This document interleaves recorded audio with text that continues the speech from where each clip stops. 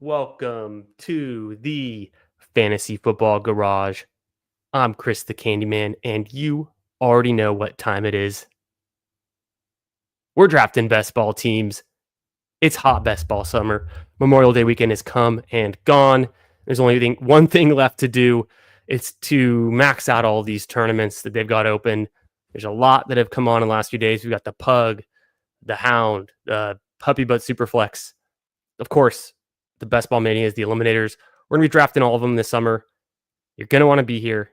Get in the chat, draft with us, be active, and stay tuned for more drafts all summer long.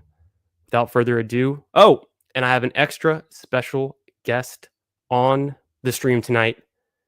You know him, you love him. It's HARTMAN, and he's about to come on. We're going to get right into a draft, and we're going to do a few drafts tonight, so stay tuned. Let's hit the intro and bring on HARTMAN, fresh off of the Fanspeak Network Best Ball Jeopardy. Great time. So let's kick it to the intro. But overall, it's like the guy can ball. Like actions speak louder than words.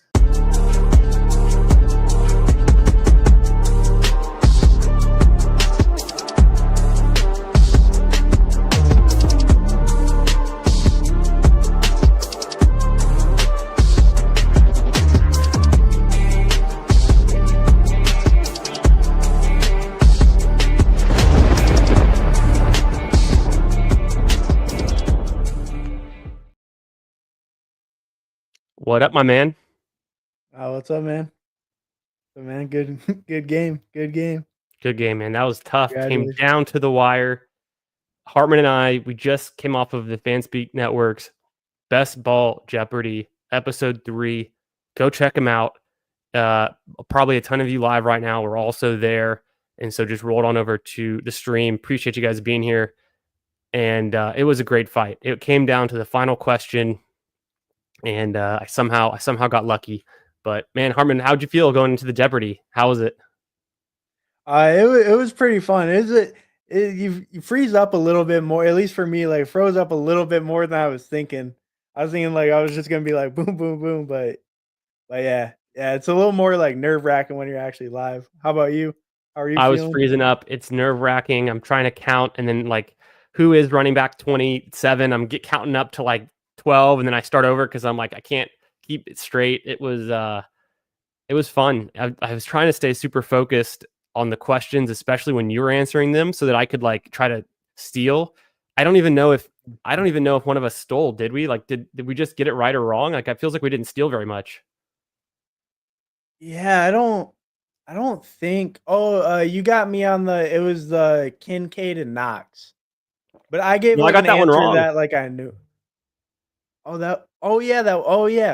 yeah. I guess. Yeah, I can't think of a single one we stole. You got it for sure. Yeah.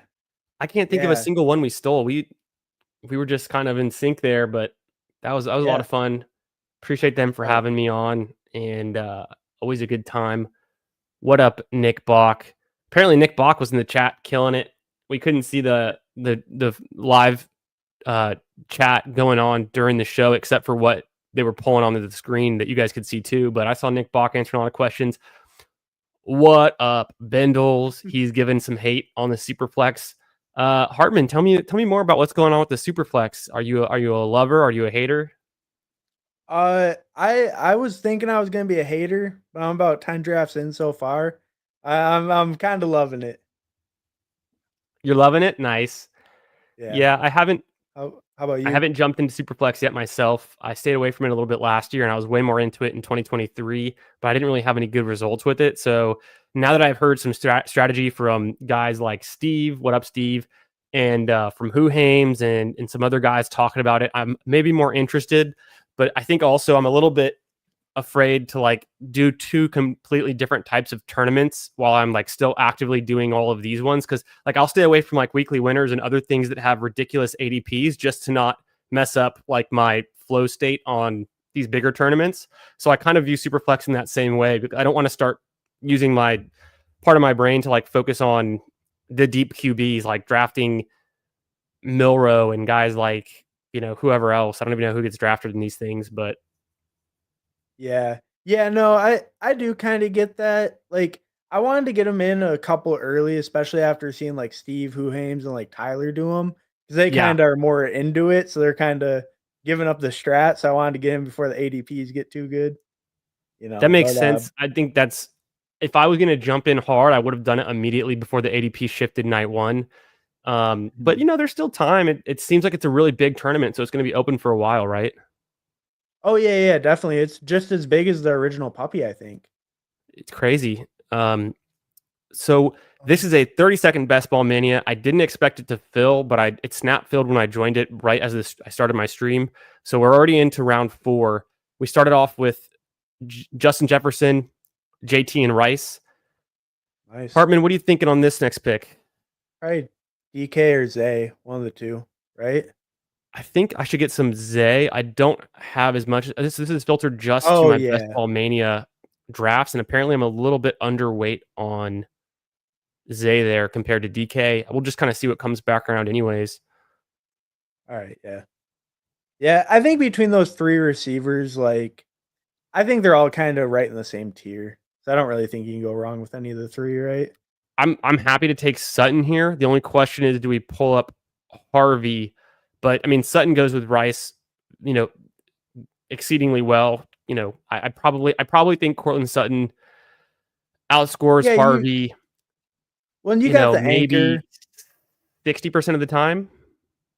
Yeah, and you got the anchor RB, so I think you could pile up the receivers a little more. That's a good point. Yeah. I don't think either one would be bad, but Sutton kind of goes more right there, and then now you got either way. I guess you have the game stack, but you already have the anchors. So then just fill out that receiver room. No doubt. What do you think about, because it's a summer long tournament, it's open the whole time, it's not time boxed. The idea of trying to get unique versus the idea of letting uniqueness fall to you via like scooping up ADP value. Um, I prefer to just let uniqueness like fall to you. I think you could try some stuff like if you see maybe a game stack, like let's say you wanted to pull up maybe like Evans with A chain. Um, oh, is it Hale in hmm there? Oh, so yeah, actually, we've had some I mean, kind of across the country. There's been storms, but I had my power out this morning for an hour, and I was getting my generator set up, and then it came back on, luckily. And then my power was out yesterday for 9 hours, where we had a voltage surge because of a lightning strike somewhere on one of the power lines or power line poles nearby, and so we couldn't like run any appliances or turn the lights on for like between midnight to like 9 a.m. So we've been just like typical. I mean, summertime in Houston, you get tropical storms, hurricanes, all this kind of stuff. So it's been kind of wild, but nothing new. But I know people across Texas in general have been getting hail, crazy stuff, the big thunderstorms. But Hartman is in on the West Coast where the weather is always good. So Yeah. Sunny California. yeah, jealous, jealous.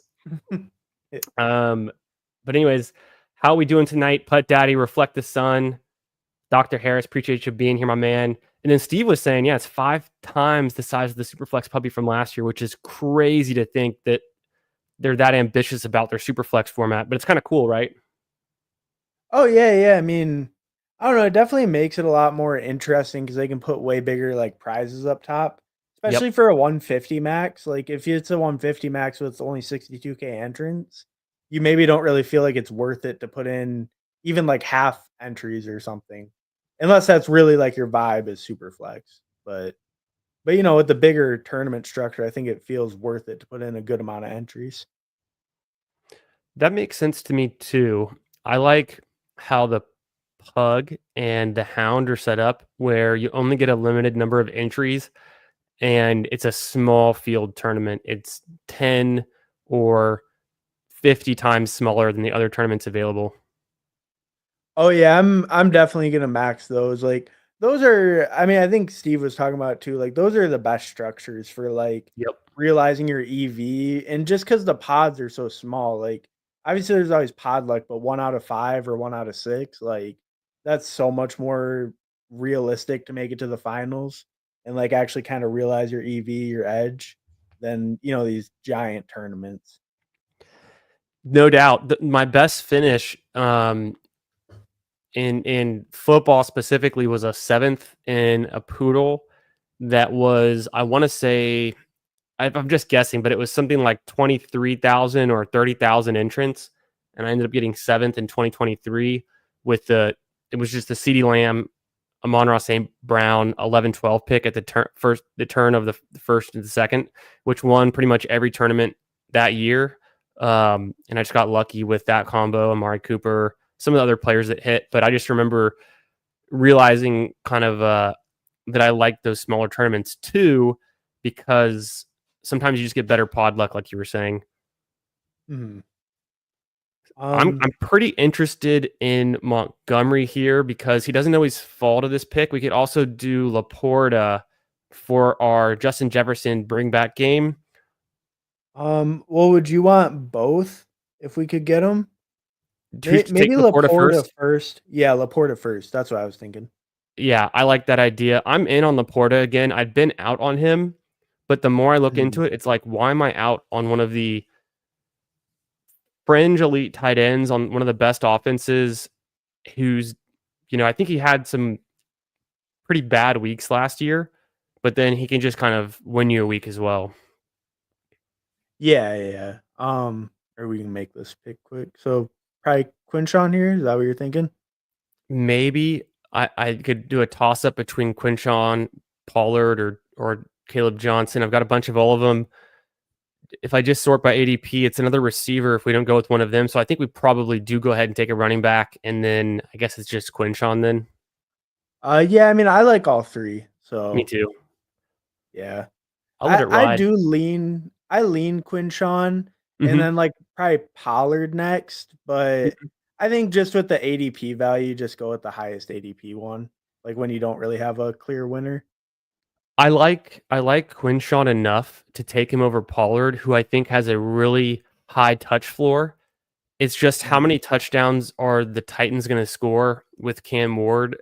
Maybe they score more touchdowns than they did last year.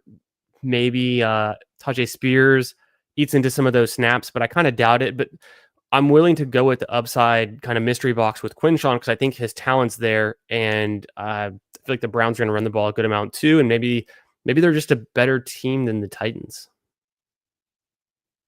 Yeah, I mean, I don't know if I see them being a better team than the Titans. That's a Is that little too tough, far?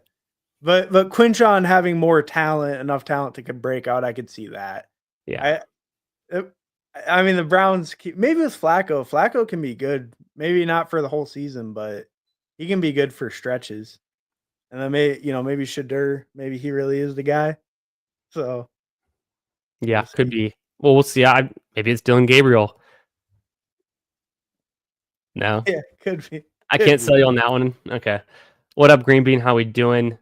Putt Daddy says, yeah, that was fun. It was the other one was Pick. I didn't have Pickens, but he was one of the other guys you could have needed to have in 2023, wide receiver wise. What up, Who Hames? How we doing, my man?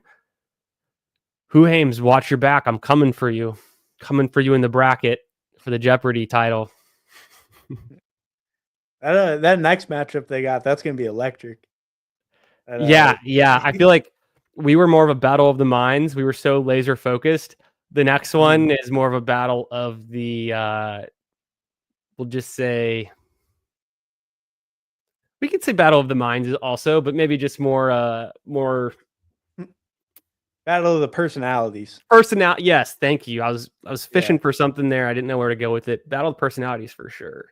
Well, it'd be funny because I think all it takes is just drafting to kind of to be able to answer those questions. It's not, and on the spot, like we were saying after we wrapped, it's so hard on the spot to figure out like who is that wide receiver 46 overall, but you need a little information like, oh, it's from a player from this school or the tight end is this number. Like there's certain things we could like anchor onto to answer the question, but just knowing like the wide receiver, out of some number is actually really hard on the spot. Yeah, yeah, especially like wide receiver like 47 or something cuz you can't even like that really doesn't give you anything really. Like Who was that With one? the There wide was one that was, receivers. like, wide receiver, like, 47 or something. I thought it was Quentin Johnston, and it wasn't. Do you remember that question? Oh, the one with, like, Baker and Bucky? Oh, no, that one too, actually, because that one threw me off because I couldn't even think to wide receiver 65. I was like, "That's so high." Like, I couldn't even get there to think it was McMillan, but I I once you said it was Igbuka, or once you guessed Igbuka and then it wasn't, I was like, "Well, is it ADP 65? Because that would be Chris Godwin." And then when it wasn't ADP, I was super confused. So then I just kinda, like, I Right. couldn't figure it out. Yeah, I was just thinking so many receivers ripped off that it was like I'm like 65, that could be Igbuka, but, like, kinda think because like, he's like ADP 100. I'm like, I don't Yeah, know, it didn't maybe make he's sense, like, yeah. McMillan seemed too low, but I guess it does make sense. A lot of QBs and tight ends go around there. Well, that's why I guess I thought, okay, you made the best guess for the Bucks. There's no more other Bucks options. So then I had to pivot to who else QB goes around there. I was like, maybe Fields has moved up recently Right. enough. But then I couldn't get there with the receivers, so I just couldn't figure it out. Yeah. No, some of those, especially on the spot, they're tough, but Really tough. yeah. If you know who is there, you think, I mean, we just get the stack, right? Yeah, I think so. Or do you think we push it and make this guy take naked Mahomes? I mean, we can try it if you want. That's your call. I'll let you make that call. Um, I don't really feel strongly enough about any of these other players except for Jordan Mason, who I think will also be there. yeah, Receiver because he has wise, 3 running backs, so we could probably just take Mahomes and then get okay. one of those running backs, right? All right. I did Burden because it's kind of, I don't know. Yeah, I it's just like thought it a would be teardrop off after kind of, him. and he's more of the upside rookie we want a piece of. I'm gonna make this guy take a naked Mahomes, and then he did. I mean, he could have taken Kelsey was the thing I was worried about. Oh, yeah, yeah, just a quick double tap. Yeah, Okay, he gets Fields, so yeah, Mahomes here. Okay, yeah. I mean, I love Burden there. Like, I think that's a great pick. I'm super in on Burden, especially with him yeah, falling a little. me too. Which I guess it's because they're like, oh, he's got a soft tissue injury, but we've got 6 months to go or something. Like, not 6 months. I guess what is it? This is June. We've got a He's got solid like three 3. full months. Yeah. Yeah, so I mean, they could just shut him Unless it's down a for pretty 2 bad weeks. soft tissue injury, you can probably get over it in 2 months, 3 months. Oh, yeah, yeah. I mean, even if they just fully shut him down for, like, a couple weeks, you would think he's pretty good unless he actually, like, tore something. Exactly, plus he's 21 or 22, like, the healing should be just that much better. When I strained or, like, tore my quad playing softball in my softball league, like, I think this was a year and a half ago, and it took me, like, a full month before I could, like, sprint on it again, but I'm also not 22 and a super athlete, so I would hope he can get back in time for the season if it's something like that. But the other thing I worry about is like hamstrings are notorious for lingering and then re-injuring. So hopefully it's not that. But I mean, I still feel good gambling on him at pick 8. And then worst case scenario, it's a slow start to the season, but I don't think it's something to really worry about too much and factor in yet. Yeah, yeah, especially right now, it's only voluntary workout, so, like, we don't I don't even think has anything come out on, like, the severity of it or anything at all? Or not No, really, right? they're keeping it kind of tight-lipped, and I think if I had to guess, it would be something like, lower body, soft tissue. So you can only think of like quad, calf, hamstring. There's only so many things. Uh, and a lot of that can come It from did like just, say he went for, like, uh, I looked real quick, it did say he, like, went for a jump ball, he was grabbing at his midsection, so maybe it's, like, a core muscle or something? okay. Well, that's Yeah. even more reassuring because you would play through that if it was the middle of the season, unless you're a quarterback and you can't like throw. But if they're just probably that makes me feel even better because like that is more of a just based on my non-professional just spitballing take is like that's kind of more of just like something that can happen, but the likelihood of it being an issue again is really small, I would think. Yeah, yeah, well, I mean, I think, like, Kenneth Walker had that mid-season, like, he actually tore something in his abdomen, and he missed, like, 2 games, and I don't think he got hurt again last year. Right, like a full So, tear. That's what happened to Quinn Ewers in the middle of the season when Arch Manning got 2 starts. So he missed 2.5 games through it. But that's because it was like he was trying to throw and he couldn't like get the velocity or something because he was like kind of like in uh, pain. that makes sense for a QB, yeah. It says Putt Daddy says Candyman with the math skills was 1152 one of the answers. WTF? Yeah, math camp pays off. That was wild. I couldn't even believe that they gave one that was that hard of a math question, and so I it took me a minute just to like to think it through. But luckily, I've had the bye weeks memorized for a while, so it was more of just can I do math and on the spot. It was see those ones hurt a little too because I'm pretty because you sure would if have you probably like got I was those. yeah I that one was the only one that I was like not 100% sure until you said it, and then as soon as you said it, I'm like, oh, like that must be right if we're both getting the same thing. But the other ones, I was like, miss it, miss it, miss it. Oh No, yeah, I would have been you're dialed though. heartbroken if I missed one of those just because it would have been like, oh, I multiplied by 6 instead of 8 and like, just did something small, Right. but that was a fun one. I don't think we should hit Uh, tight end again. no, probably not. I don't really think any of those quarterbacks work either, right? Not really, right? Because we could do Hollywood Brown if we have to, but I don't want to force it. I I'd probably lean Ramondre to get a third RB Me too. because unless you think Besh is like way better than Hollywood, because I don't think No. they'll take both. Okay, And I'm cool with Stevenson. I think it gives us some early season potential with the Quinchon. touches, but we definitely need to. Okay, so he goes ETN and Loveland. Um, We don't have a lot of and so stacks out of here except for McCarthy. I don't really think we should pull him up, but our next pick isn't going to be until 143, so we could pull up McCarthy, but it's just kind of really early to do it. yeah, I mean we do have JJ. So I mean maybe we just pull him up unless you want one of the receivers. I don't think I got it. I took Besh. Okay. I'm fine with that though, because that gives us a Geno out. It's not the best connection, but Yeah. I do. I'm optimistic about the Raiders, and then maybe there's a chance that I guess we could have looked at the board to see. I feel like we're really See solid with those where 6 Hawk and receivers now. Addison were. What was that? Yeah. Oh, I was gonna say I looked at the board to see where like Hawk and Addison are. If they're on the same So team, we're screwed. But as long as they're not, there's a good chance we could get lucky. okay, so the Hawkinson guy is Josh Allen.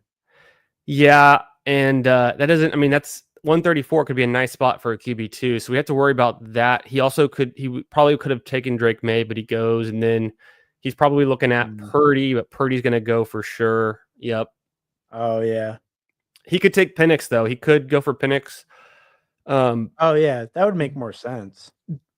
do you see the Addison drafter? I guess he's over here, and he's already got 2 QBs with Caleb and Jared Goff. So it's maybe he takes the third, but we could just get lucky. Okay, yeah. All right. Yeah. So Hopefully he makes it through that little turn. yeah, what up, Disband? How you doing tonight, my man? How's it going, Tyler? Hope you're having a good one, getting through the week, getting some drafts in. PP landed on the ball. Oh, is that what it was? Okay. Crush caucus. Yeah, you hate to see that when it pops up in the injury report. Smash the like. Yeah, appreciate you.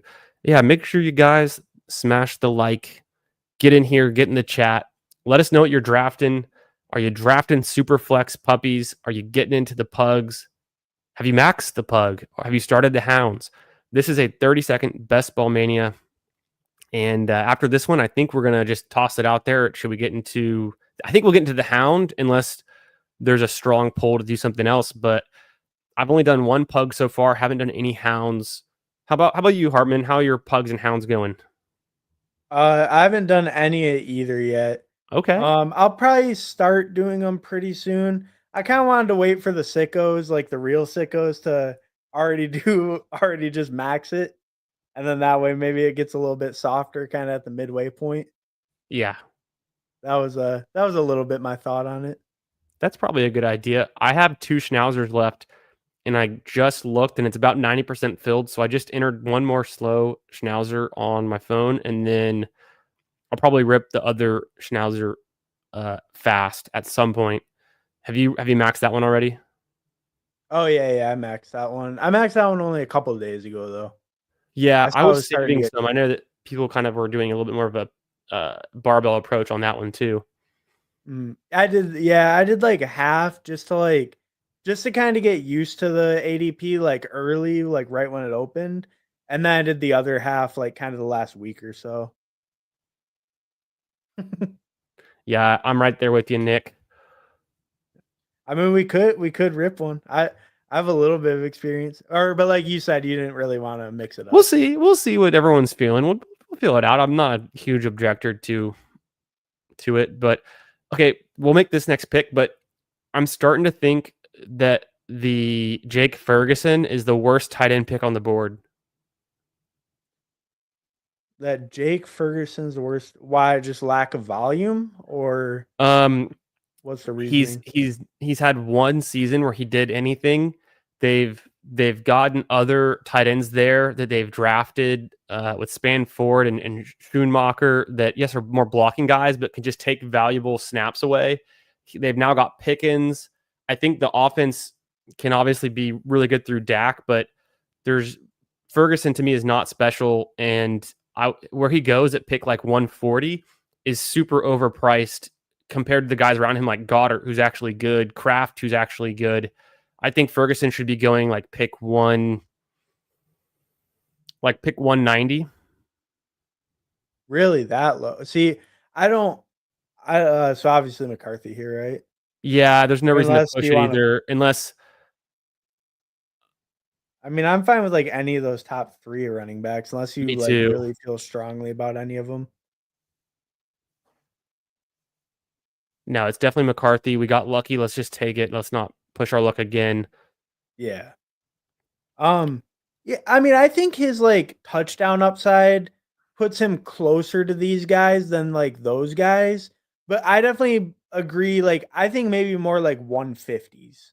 But Like, I think he's a little bit above like Ertz or something. you take him over Fryermuth, who's Yeah, actually just because good. the overall well, yeah, but just the overall offensive environment. I mean, the Cowboys are gonna be, like, super Yeah. pass happy, right? Okay, I get that. I Um think it's a running back pick here. Oh, yeah, yeah. Our wide receivers feel like very strong. Yeah, I think so too. I'm I mean, I'm guessing. Uh huh. I think I'm any of thinking these Garindo. okay, yeah. Yeah, he's a little bit of ADP. He's, like, the close to ADP. I guess I it doesn't like really him. matter, but And then we get a mini with the Luther Burden pick, but I just like him. I think Garindo's good. I want a piece of that good offense, right? mhm.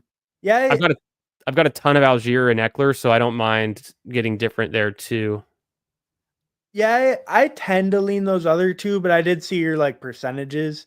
So that does make sense to grab Garendo there when you're at, like, 20% on the other 2. I would have really liked Ray Davis at pick 146. Yeah, that would have been a nice one to get too. So Yeah, let's go just back to the especially Ferguson with thing. Cook holding out. Oh, yeah, okay. So Dalton Schultz, how much different is he on the Texans offense compared to Ferguson on the Cowboys offense? I mean, I guess, like, if you think the Texans offense is back, but I guess I just view the Cowboys, like, a lot closer to, like, a more surefire, like, top 10 offense in the Okay. league, where I feel like the Texans have more question marks. I also feel like Schultz maybe cedes, like, a lot more snaps to the backups Okay. than Ferguson, but I mean, I could be wrong on that. It just it seems like with Schultz, he does give up a lot of snaps to, like, That's true. the backup guys. Stover, in the past, Brevin Jordan, and they just brought Mhm. on Luke Lachey, so there'll be Oh, some yeah. competition. But, like, I would rather have Jake Ferguson than Kyle Pitts. Me too, but I also don't like Kyle Pitts. But would you rather have Jake That's Ferguson than fair. Mike Gesicki if your argument is about offense? Jake Ferguson, the Mike Gesicki. See, I think Mike Gesicki goes too low though. I think I think they should both meet like right around like later 150s. I kind of think that's fair for both. I will say I also think Burton Strange is one of the worst tight end picks on the board. Yeah, I mean, he's just hard because it's a lot of projection. It's Like, all right. he Yeah, could be decent, but if he does take over that role, it's just like all projection because when you look back at his game logs, like it's not that great. Even the games Evan Ingram was out, he had like one right. or two like pretty good games, right? But I mean, I don't know. That's the story of the Jaguars and Trevor Lawrence's career. It's all projection.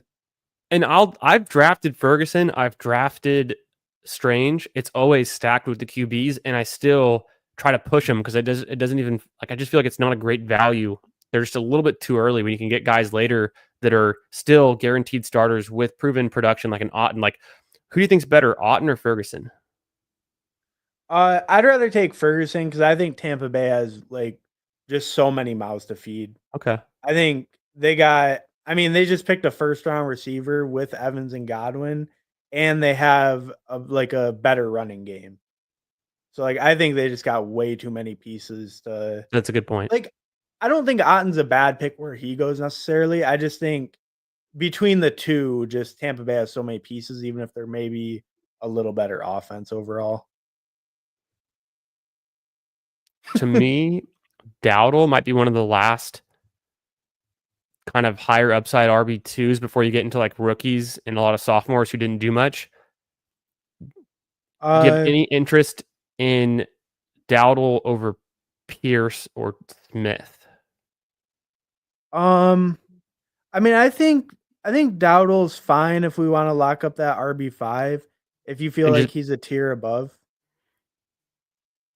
do we want to be done at RB? I mean, that's fine. Do we know okay, yeah. I was gonna say, do they have any Raiders on that team? I didn't think so because Bowers. Oh, he's got Oh, they have Jacoby Myers. Jacoby. Whoops, sorry about that, guys. Boop. Yeah. So we should yeah. He took him, but I was also contemplating this could just be a 2 QB build because then we get one more running back. Yeah, that's fine.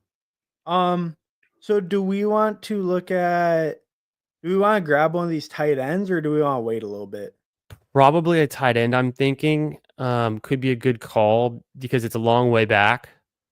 Mhm. I do like Alec Um, Pierce a good amount, obviously, but we're pretty strong at wide receiver. Week 8 is our bye, so we can take any of these guys. I probably lean Freiermuth, Me but any too. of them are fine to me. Okay, I'm yeah. thinking Fryermuth. Yeah. Yeah, and I mean, I do like Alec Pierce too. I'm with you on that, but I think at receiver We're too we're strong looking already. pretty good at receiver. Yeah, yeah. And then I think with Fryermuth, we could probably stop at two tight ends, right? Yeah, I'm thinking if this is a 2 QB build, we might just have a free pick left because a 2-6-8-2 feels a little bit too much positional, too many picks at wide receiver to go. Like I would definitely stop with 7 wide receivers. Yeah, for sure. Yeah. We don't have a single buy overlap, so that's like another weird quirk where like we don't need to cover any buys. So we could, and then Laporta, I treat him as an elite, but he does have kind of a low floor in a lot of weeks where they just don't use him. They use other pieces of the offense. So maybe we just take the third tight end for Like grab a Jawan or something. yeah, just something nice at the end. There could be Yeah. an option for us to Ferguson. get one of these QBs. It would have to be I don't think no. we have any stacks left. Yeah. Yeah, that's what I was just looking at. It would have to be like a QB with a tight end if we still did that, or it would have to be because there It have goes to be Richardson. like Shuck or I mean we could bet on Rogers. Right? Oh, or I guess Eh, Theo with Dart. We could do Theo with Dart too. yeah, we do have JT, and so it's like we've got a big bet on the Colts. Obviously, he's pretty negatively correlated with their quarterbacks. So then I guess we wouldn't want to go with Richardson or Daniels in that case. Oh, you were thinking Danny Dimes? Maybe, but that would be only if like I don't think we didn't get Pierce is not going to come back around like he's gone, and then Yeah, I don't think there's a connection there. I think we're almost certainly going to stick with 2 QBs. Yeah, probably. So we'll probably throw on the third tight end then. Yeah. That'll probably be the What way to play it. what do you think about just the value of getting a late QB regardless of they're stacked or not? But if you can get like Shuck or Dart in the very last round, like what is that? How do you value that?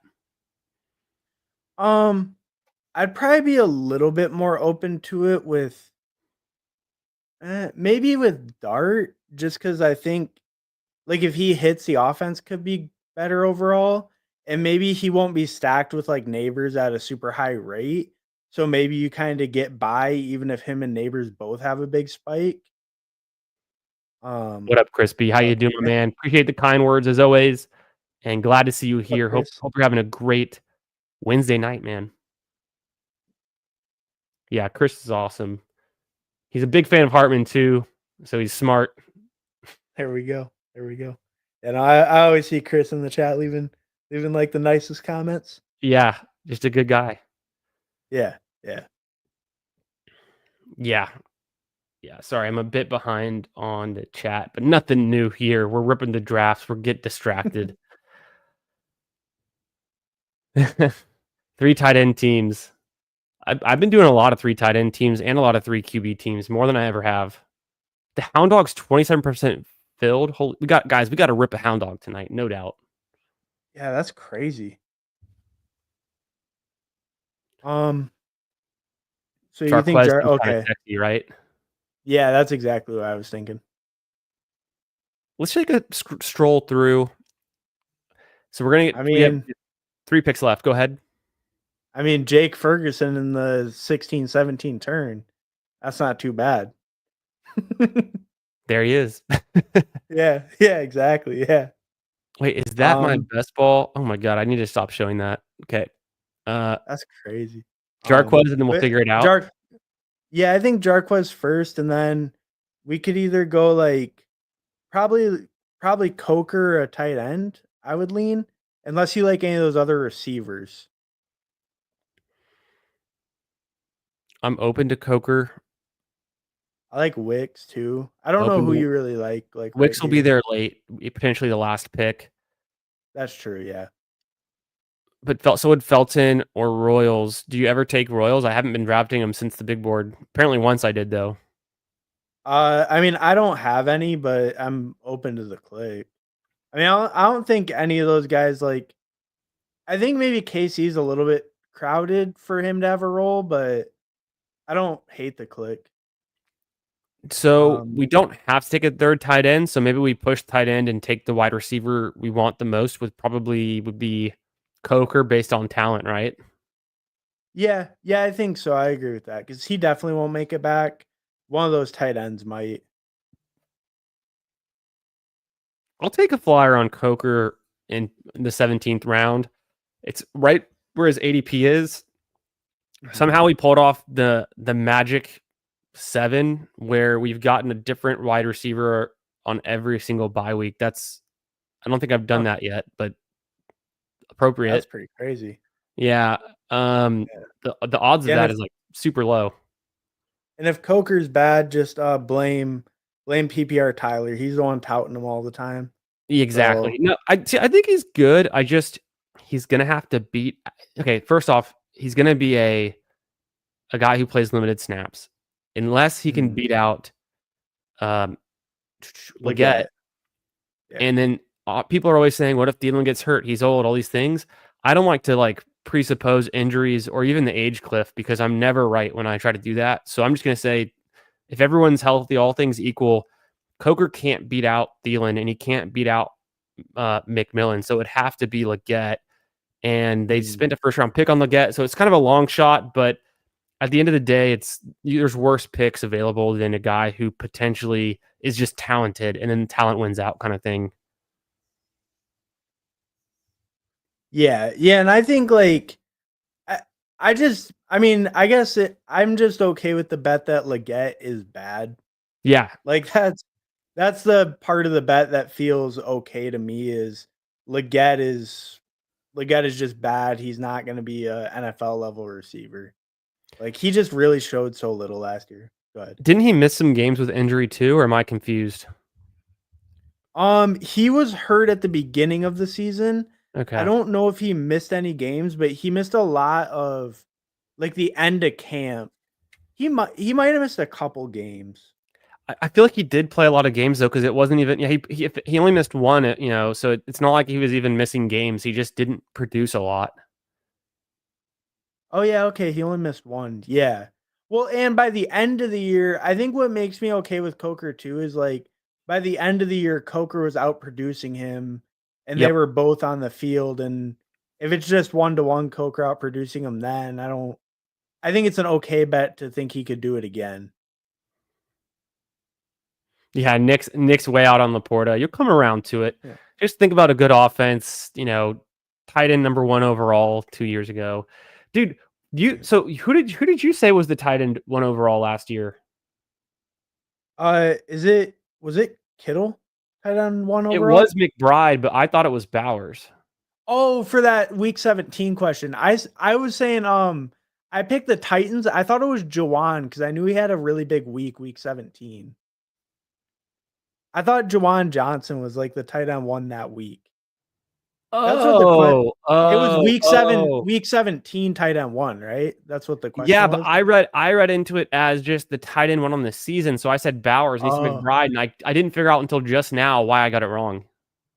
Oh, yeah, no, it was week 17 tight end because that was like the all things week 17.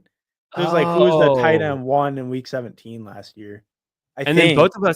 we both missed on. You said T. Higgins, I said Jamar Chase. It was obviously Burrow, but for some Yeah. reason I thought that Chase still outscored Burrow, but obviously not.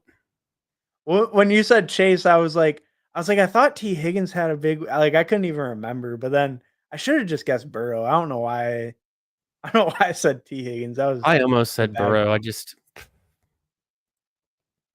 So the tight ends died. I don't really like any of these guys worth taking, so I think we just ignore tight end. Yeah, I'm fine with that. I mean, if I had to take a tight end, it'd be Arroyo, but we could stack up Minnesota more with Felton. We could. We don't have to. I mean, we could obviously take the 8 wide receivers, and then we just get more of a double stack with McCarthy, which feels kind of fun. Or we could do it with. Okay, no, he's gone. I was going to see if Royals was still there. It looks like Royals is gone. Oh, okay.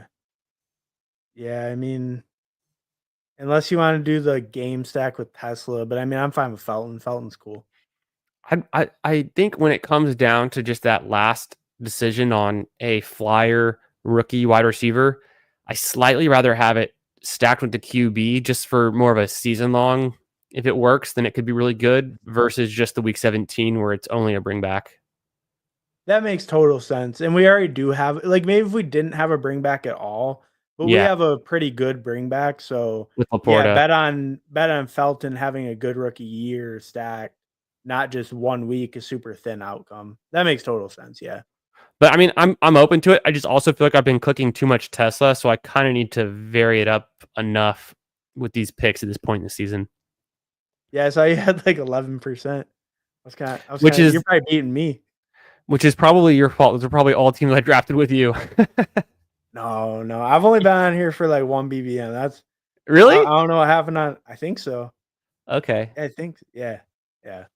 Yeah, so Maybe I what don't blame me. I just gave you the idea. I just gave you the okay. idea. Was it because we were trying to fill the puppy? We did a bunch of puppies before it filled. Is that what it was? I think so, yeah. I think that first time we were doing a bunch of puppies. Or Yeah. I think one night we did eliminators. We did like 2 eliminators or something. I still need to do more eliminators though. Like I can't keep the pace. I don't think it's very full, but I don't know. Yeah, I don't know. I need to do more elims. I did do an elim with Sean last night, and it was his first one, and we just kind of ripped it, and it was good that it filled. We were able to fill it with a little bit of help from the chat. Oh yeah, Meg, thanks for having us on. Super fun. I love the whole concept of the Jeopardy. I think it's probably the best show in the best ball space right now, hands down. Not just because you had us on it as well, but I just think it's a super fun idea, and it was really hard. I mean, that's why I started streaming. I started streaming like 2 days after it came out, Really? hoping to get on. Yeah. Oh man, it Yeah, so worked. yeah, there we go. It all worked out. Yeah, I'm just doing guest appearances now. I'm not even gonna post anymore. No. I already achieved the goal. Albug, how you doing, my man? We just wrapped up a 30-second Best Ball Mania, and we're about to get into a hound. I'll let Hartman do a quick review of this team if you want to just go through it real fast. But All right. Yeah, so at quarterback we got Mahomes and McCarthy. Feels pretty good stopping at 2. Um, and then we have Mahomes stacked up with Rice, McCarthy with Jefferson and Felton. yep. We got the bring back with Laporta. So at running back, we got Taylor, Quinshawn, Ramondre, Isaac Garendo, Rico Dowdle, and Jarquez Hunter. That feels like a pretty good RB room. You know, we got two guys we feel real good about, one guy who we feel good about at the beginning of the year, and then 3 good contingent bets. That feels pretty solid. And then Yep. at receiver, we got Jefferson, Rashi Rice, Zay Flowers, Cortland Sutton, Luther Burden, Jack Best, Jalen Coker, and Ty Felton. That feels super solid at receiver. And then obviously we got Jefferson and Felton with McCarthy, Rice with Mahomes. Mm-hmm. And then tight end Laporta and Fryermuth. It feels pretty good. It's like stopping at 2 tight ends. I mean, we got like a semi-elite guy and then a guy that we like where he goes. So feels pretty solid overall. Yeah. It works. I've been building less 2-2 builds, like 2-6-8-2s. Then that was one of my most commonly drafted builds last year. I've been doing it slightly less this year, and Mhm. sometimes it just feels good to have a third QB because I still feel like a lot of those QBs in that mid range are undervalued, and then tight ends are like the most undervalued, especially the late ones. But we just kept pushing it. I think we played a little bit of catch up in the mid to late at running back, and so I Mhm. think this one is real nice. And then the wide receivers, you got to just have those guys who could potentially be wide receiver 1 in week 17. And I think we've got 4 swings at that with these guys. Oh yeah, definitely. And I mean, and then we got near the end, we got some real young guys or rookies who Yep. can give us huge upside just throughout the season. You know, you never know. Like, you know, it's not like Jacoby Myers is the best wide receiver 1 in the league. If Jack Besh comes out and he takes over, it wouldn't be the craziest thing. Oh, gosh. Maybe did we say that? Yeah. No, no, it couldn't have been us. Oh yeah, that's you. I was like, hey, Hartman's in the chat. Yeah, everywhere.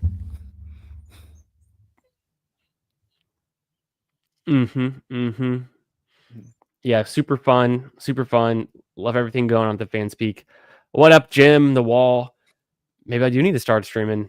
Get in here, brother. The waters are warm. And we're about to jump into W Hartman. Yes, I think you guys think a 30-second hound dog sounds good. We could do 20-second. Do you think what do you I'll toss up to you, Hartman. No pressure. Do you preference on stream 30-second or 20-second? Um, do you want to? So, do you want to do like this and then end it, or do you want to do like 2 more?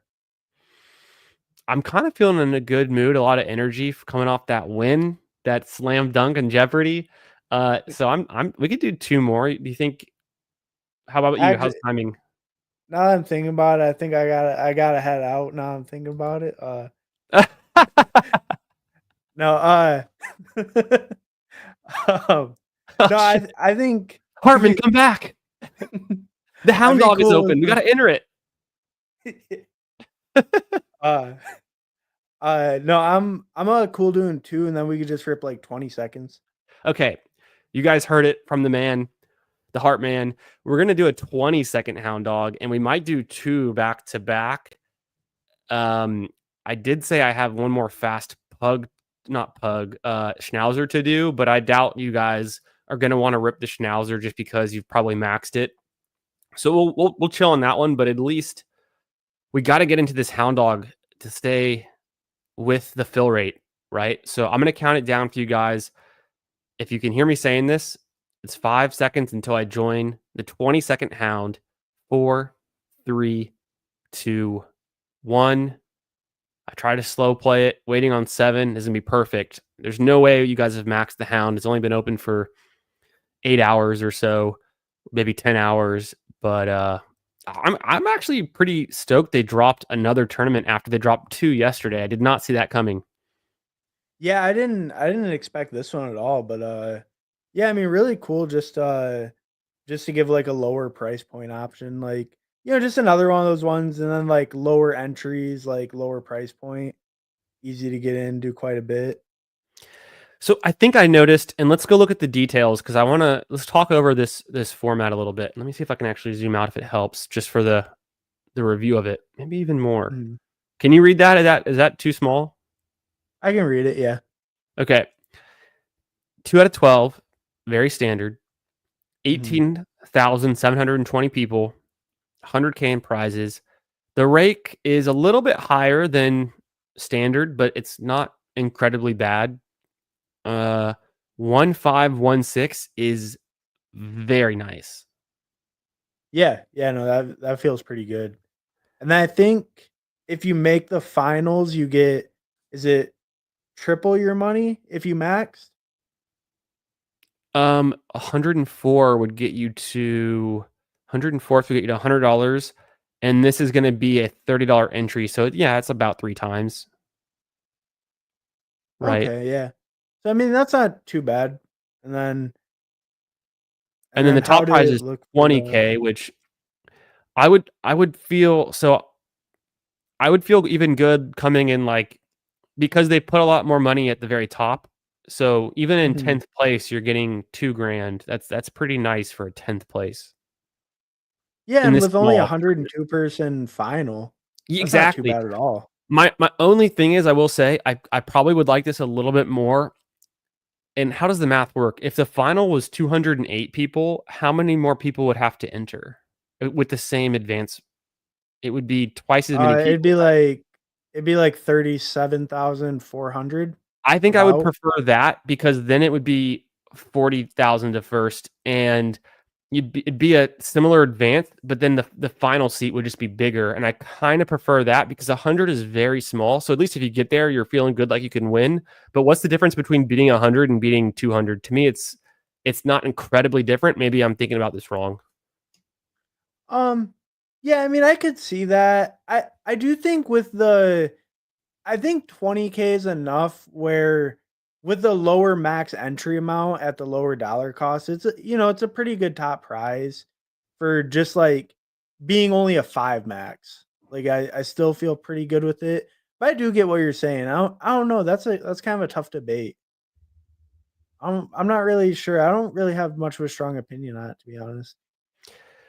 I just kind of come at it from like I've been in some finals that have been bigger than 100, and it doesn't feel like it's a big issue. Like anything that's in my mind that's about 350 or smaller is like a good final size. And then with here, should we just take a Monraw first and then Oh yeah, definitely. Yeah.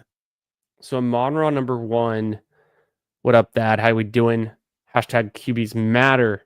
And today they matter. So don't forget that, everyone. Make sure you slap the like for us. It's a 20-second clock, and we're already forgetting. Do we do Henry or Thomas? I'm fine with either one. Maybe yeah, Thomas is fine. I'll go Thomas. Sure. Yeah, I'm cool. All right. I build this way a lot, and it's the same the week 8 buys. So then it's like you get Yeah. Goff and Trevor Lawrence, then you got to take a third, or you get one or the other. But I think Amon-Ra and Brian Thomas is an extremely fun way to play the first 2 picks. Yeah, it is a little. I was hoping like we'd get McCaffrey or something, but Mm-hmm. I think with Thomas and Amon-Ra, you're getting like maybe like a mini tier break, but a little bit of a tier break over the next receivers. Where I don't know, like it always feels good starting with two super solid receivers like that. They both feel like first round guys. Yeah. And Amon-Ra is just, man, so good. I'll take as much as I can get. Brian Thomas, let's go. I mean, Yeah, the sky's the limit, it seems like. yeah. I mean, I don't know how many routes is his new teammate gonna play. He might play more at corner. So Oh, are you a detractor no, of the Heisman and no. Biletnikoff winner and whatever other defensive trophy that I don't have memorized that he won? And Mr. I Travis Hunter, mean, he just got married. Put some respect on his name.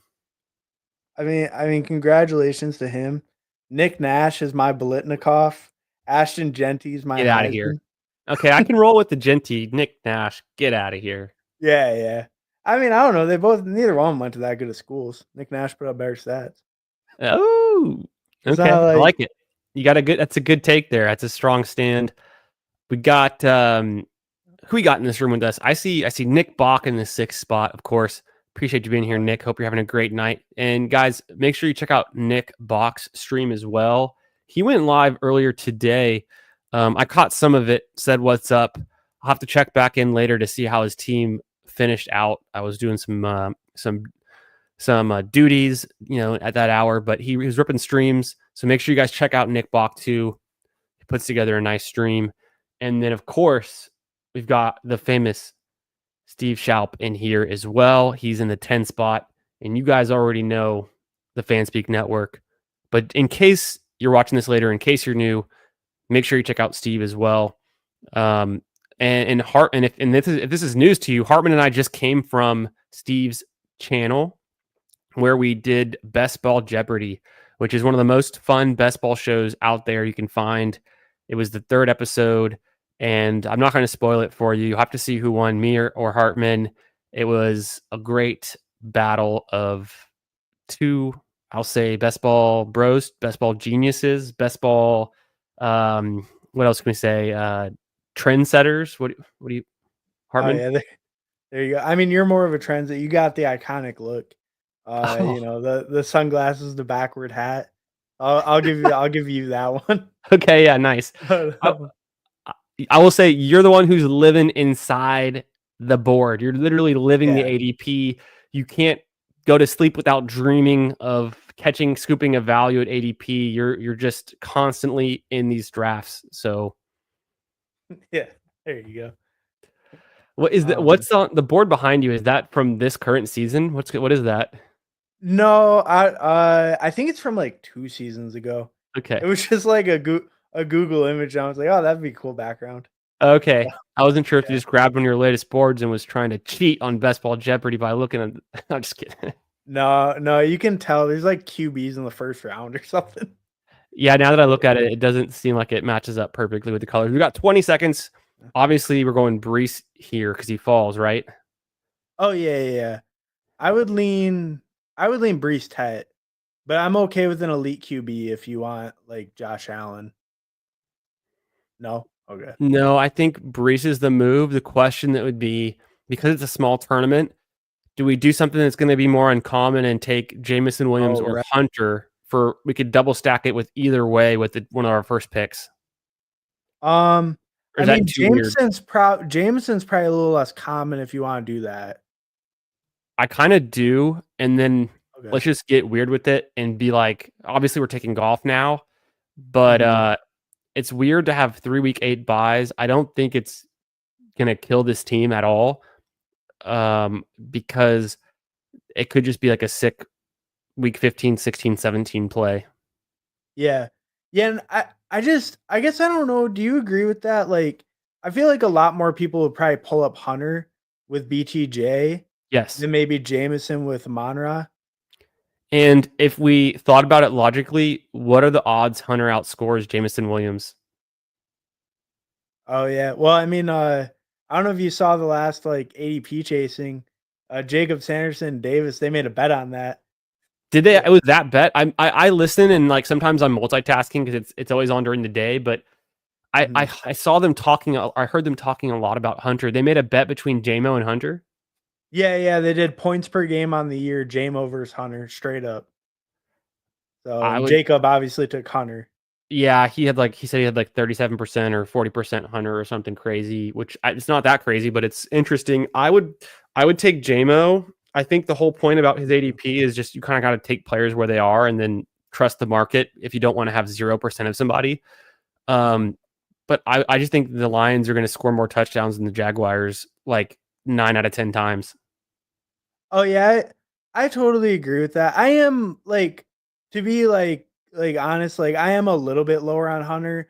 I do get the bull case though, but I just think yeah, overall as an offense, like I'd much rather bet on the Lions than the Jaguars offense. Bargain shopping. And then the other thing I'd say is the argument for Hunter is, well, he's expensive, but first year guys are now going where Brian Thomas goes, Lad McConkey goes, they get Neighbors. Puka's been going in the first round for 2 years now. They get super expensive if they hit. Hunter's as good as those guys potentially, and so he could hit too. And then the other part of it is like, also you're also baking in that at the end of the season he'll be, maybe doing more, and maybe he's a spike week guy because of the high. He's great at catching touchdowns, great hands, some of the best hands ever. And so maybe he's that guy you need in like week 17. My argument would just be that we already know Jameson Williams is the spike week guy on a better offense, and we've seen it in the NFL. And he's really coming to his own. We're getting a lot of good coach speak. And then the whole other, I'll just finish there, but the other part is like, yeah, Travis Hunter's playing with Brian Thomas Jr., who's kind of a target hog already. But the same thing. So is Amon-Ra, right? They're both target hogs, and Amon-Ra probably takes a bigger piece of the pie than Brian Thomas does, just because Brian Thomas is a little bit more efficient with it.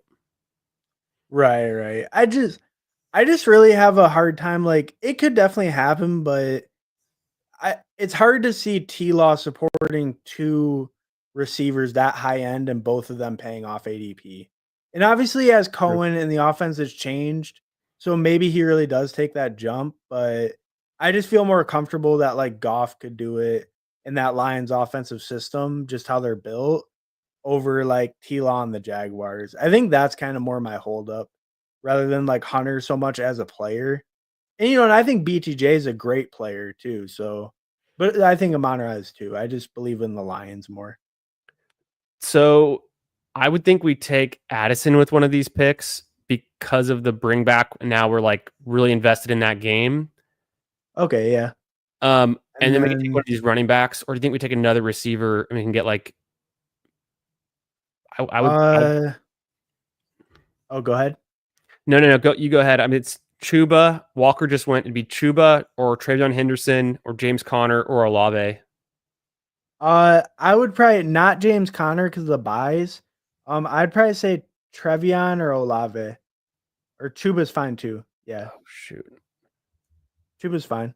I took Chuba at the last second. I thought I switched it to Olave, but it hit Chuba, which I'll get some. I'll definitely get some.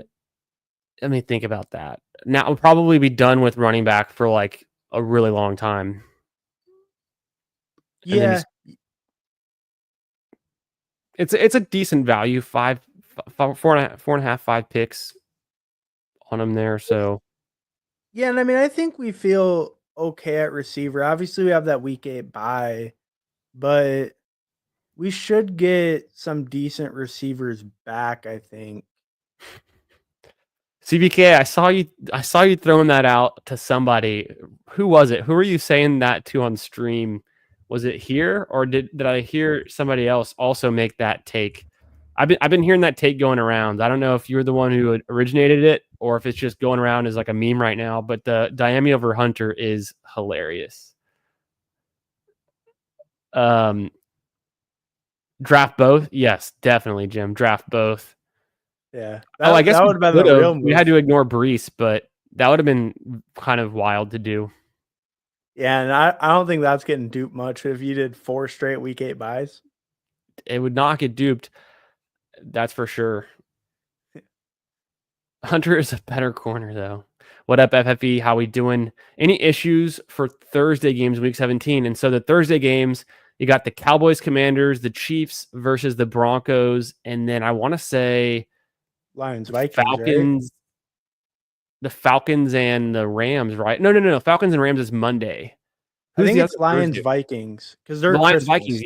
Yeah. I guess there's some concern on that because it's like Christmas and it's Thursday. Yeah, I mean, I do think though, like Lions, Vikings. I mean, they might be fighting for the division. Like that might end up being pretty good. Probably the most exciting dome game of the entire week 17. Yeah. You could say Rams Falcons will be that way, but it's making a big assumption that Penix is him. But I think Penix might be him. Yeah, I'm pretty in on Penix too. I like I think Vikings Lions, that's just kind of like the chalk. Like if you had to pick a game that you want stacked and you can only pick one, I think pretty much everyone's picking that one, right? I'm But obsessed with it. It's my most. If I look at the players that I own and across all the tournaments, it's my most owned stack week 17 by far. So I need to figure something else out, but I can't stop taking these players.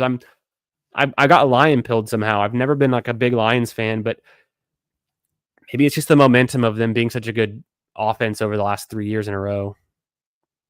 yeah, and I think just that consistency that they've shown, like, and just that I think the other thing too is both teams in that have so many pieces that feel okay, right? Like you got 4 running backs basically, you have 4 receivers, you have both tight ends, all of them feel pretty viable.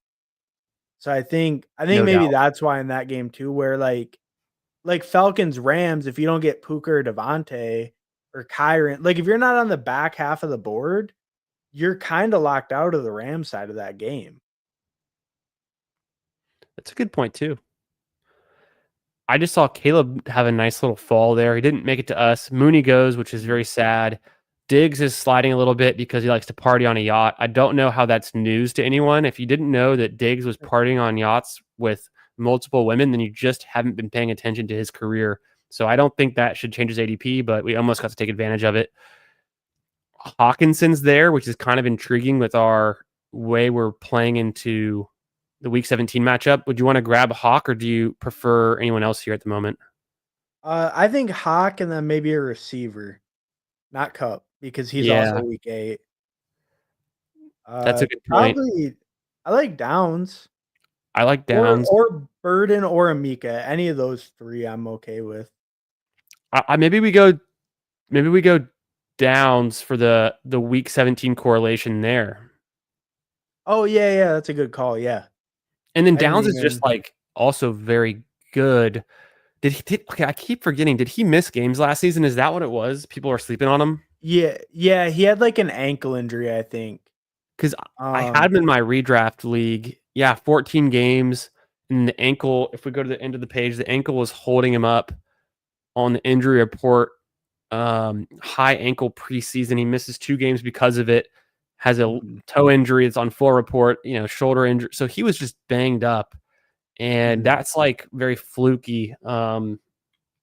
The high ankle definitely puts you off at a bad start. So Yeah, and I mean, I'm super in on Downs. I think he's actually maybe a little bit undervalued no doubt. because he's probably the favorite to be, like, the leading receiver on that team. Oh, yeah, I it's think I captain. think so too. Pittman was hurt as well, and I think Pittman's actually pretty good but they play completely different roles, right? Mhm, And then the 13 fantasy points per game at wide receiver 28. This is PPR, so it's a little bit skewed towards him, I think, versus half point PPR. But 13 points per game, that reminds me of guys that are going like so. What we got him in the that was the 8th round, and mhm.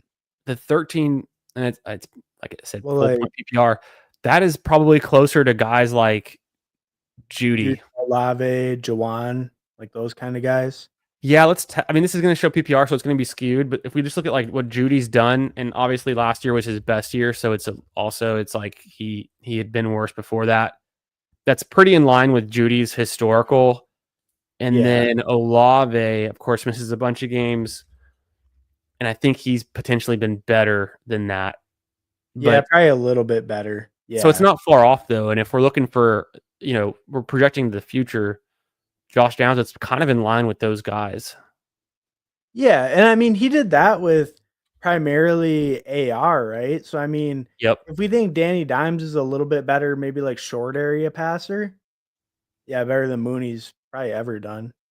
Which is, yeah. Well, this is full point PPR. So if it was half Oh, point, which I think Mooney doesn't would be. favor. I think Mooney's better in half point, but it's close. Give me 1 second. Yeah, no problem. All right, guys. Let's see what we can do with this next pick. I'll review the team for you. It's a 20-second puppy, 20-second hound. So we're ripping through them. We got a 2-5-1 build. Brees Hall and Chuba. I kind of feel like we should chill it at running back for a while. We got a Mhm, little bit unique, a little bit different at the wide receiver. We took Amon-Ra, BTJ, JMO, all on week 8 buys. Addison for the bring back, Josh Downs for the bring back, and they're just at ADP. We're just making good picks. we're at the corner, so we got to take some guys a little bit ahead when we have to. Hawkinson. So we've game stacked almost all of our picks to this point, except for the running backs. Kind of an interesting build. Yeah, I mean, I think it feels pretty good so far. I think that, that week 8 thing is something we kind of played into just because to get a little unique, right? Mm-hmm. But yeah, I mean, I think it feels like it's coming out pretty good so far. So Let's take a look at where the Laporta drafter was, because I don't think we push for any reason, but he already has Jalen Hurts. no. There's no reason to push it. We have to take it, right? We take Goff. Yeah, because we're not too far off his ADP. This is only like 6 picks ahead of ADP anyway. Um, yeah, I mean, I'm okay with that. So, and do we want McCarthy? Do we want to double up on that game? Because we could also look at Fields right here. He's a little bit of a value with Brees, but I don't know how you feel about that. I like it. Okay. Yeah. I think it's I fun.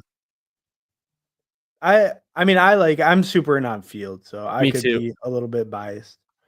And this is going to be time boxed, so this tournament's going to close pretty soon. Fields is going to be going in this range. Nothing's going to change on that.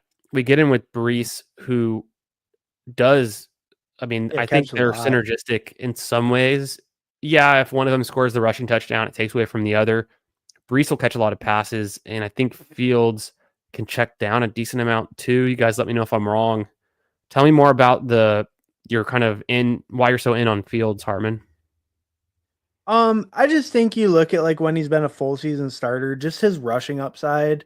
Like he has as good of rushing upside as pretty much anyone, like up to Lamar Jackson. And maybe his passing upside like doesn't quite hit those guys, but just the combination of floor and ceiling he can give you. I mean, I just think where he goes, like these guys don't really give you that. Like, especially like a lot of these guys are kind of more pocket passers or maybe a little bit less proven guys in like what their abilities are. Though I mean, that's solid. Um, do you worry about like his pass catching options outside of Garrett Wilson and Brees? um, I mean, I guess a little bit just for like upside, but I mean, I guess I don't know. Like on the Bears, he wasn't really too much worse off, right? I mean, I guess he had Moore and Mooney, but Warren Mooney, and was that the year that Mooney like broke out? Or I think it was. I think that was like the one Mooney 1,000-yard year. yeah, I So feel like I guess it could be a little concerning. I guess with 2021. Fields, it's just he could legitimately run for 1,000 yards as a quarterback, which just to me, like there's so few players who can do that. Yeah, I mean, like you look at that year, he only threw for 2,000 yards, and he was QB 5 Yeah, in points per game. Oh, so that was it was.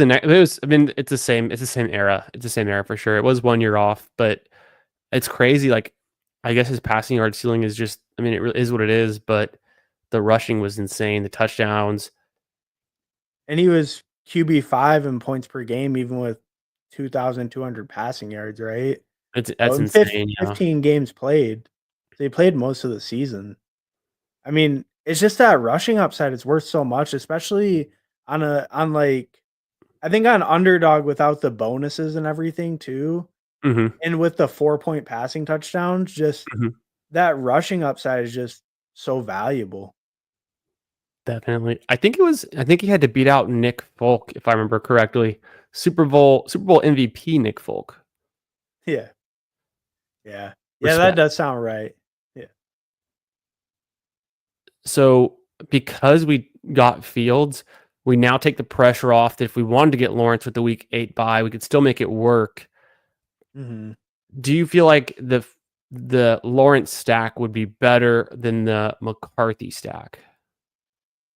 So I guess my thinking on that is yes, because it gives us access to a whole nother game. Yeah, But okay, that's what you're thinking too. pretty much. And uh, we're gonna get one of them, not both. It's just a question of is Right. there another player there that's worth.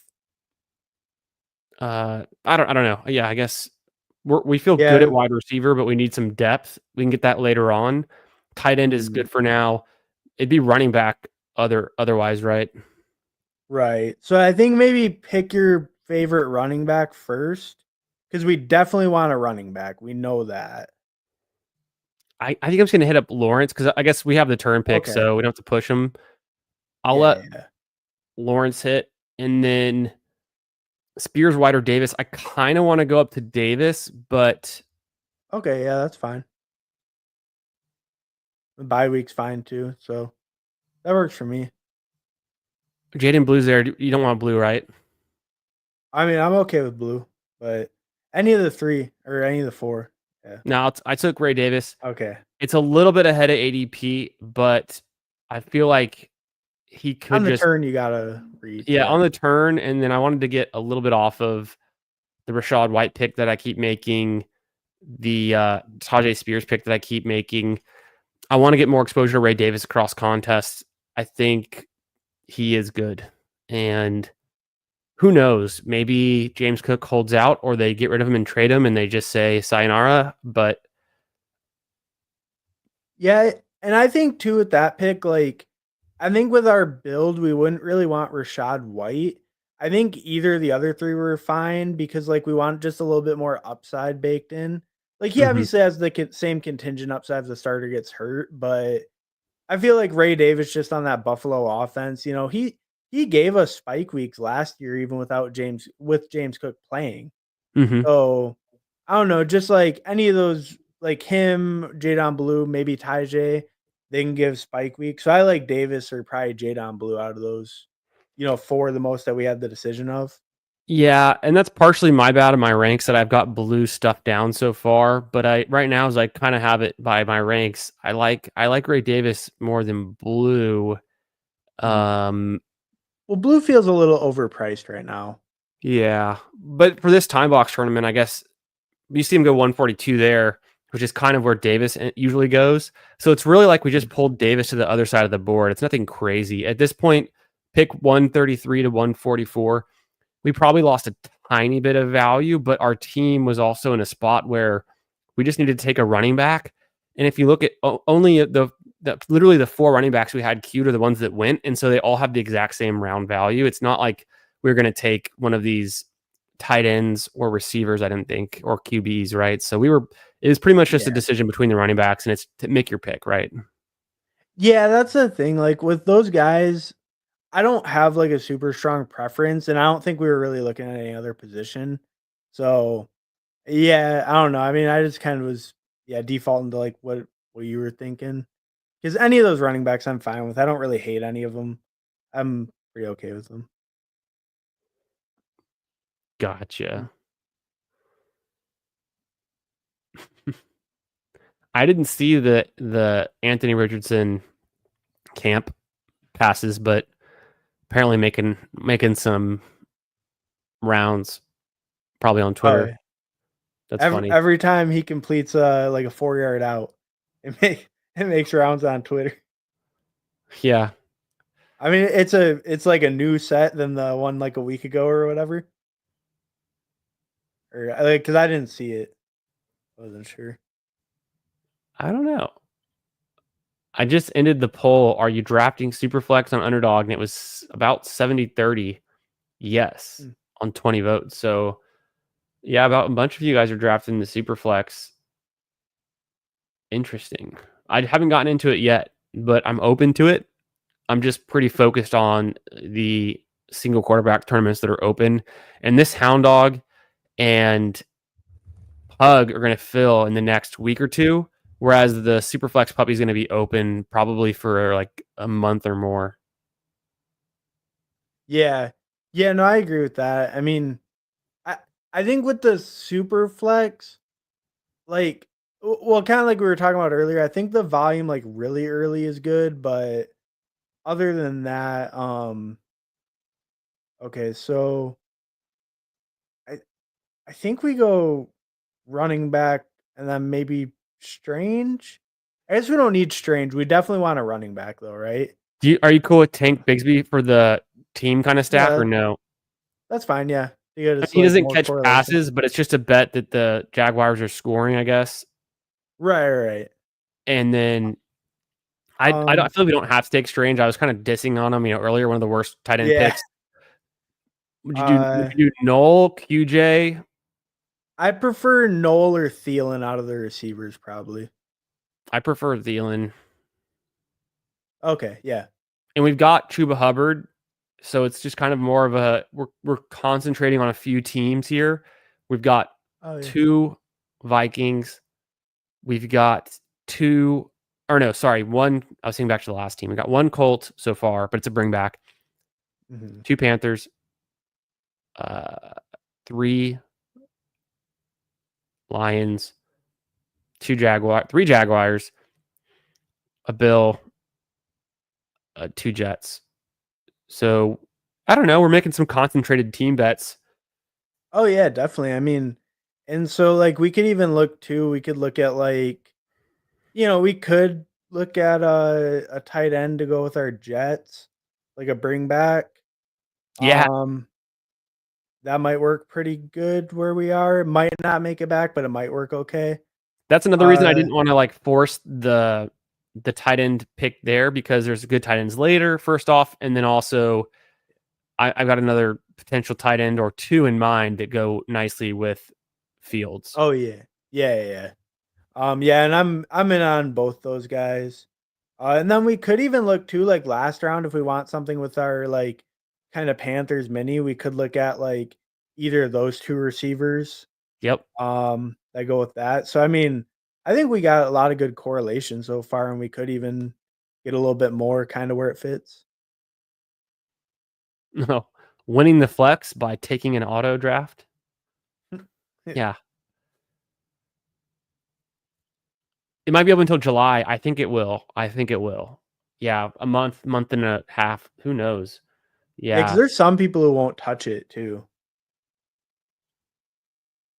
Yeah. No, I'm definitely going to enter it, guys. I'm definitely going to enter the super flex. You guys can totally convince me to enter it. I don't know if That's I what we'll do have to bad. do, Hartman. I'll have to come on your stream and we can do some super flex on your account. Oh, that's not a bad idea. There you go. Yeah. Yeah. But if I do bad, I'm blaming Steve.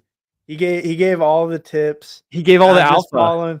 Yeah, I'm just following what he said. So if it doesn't work out, I know the guy. I know the guy to blame.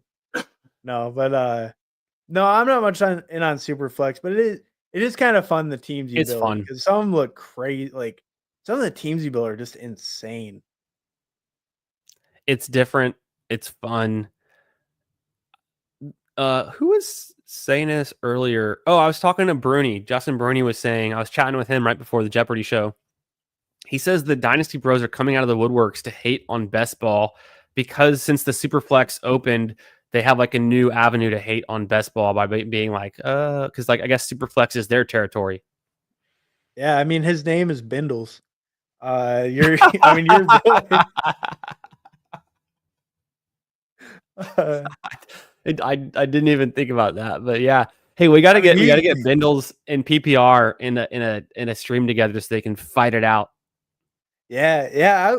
It's surprising to me that the Dynasty Bros aren't like, especially the ones that play best ball. I would think like the Superflex one would be they'd be hyped.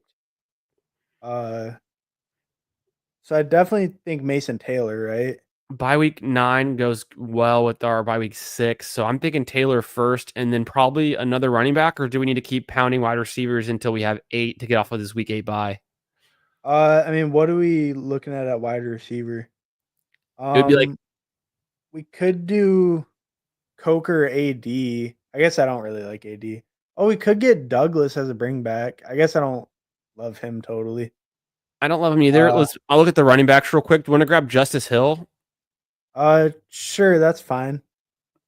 I think it's just kind of just another. I mean, it's a different.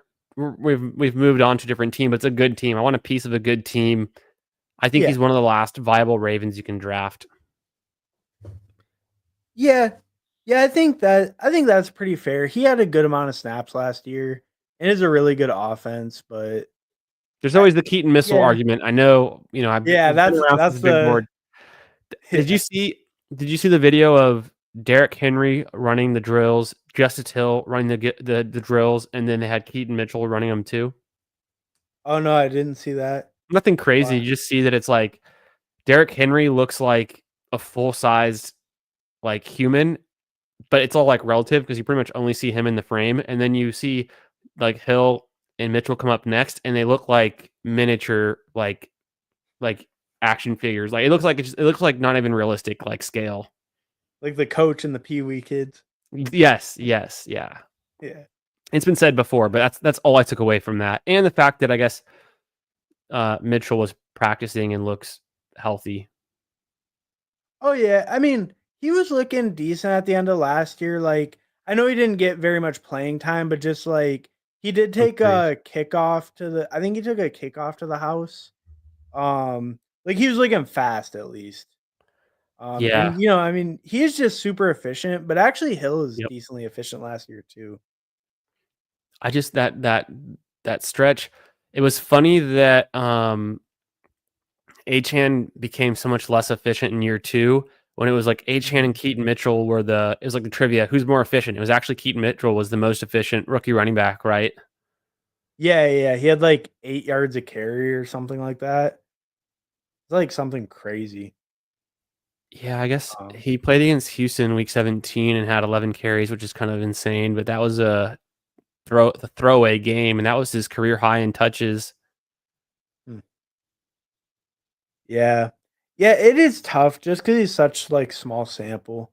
No, I mean, Yeah, I I think don't know, I sample's should too click small. more Justice Hill probably, to be honest with you, I'm but I'm I think I've always been a Hill fan. I've had him Mhm. in Dynasty for a long time since he came out of Oklahoma State. I mean, he's been around for a while.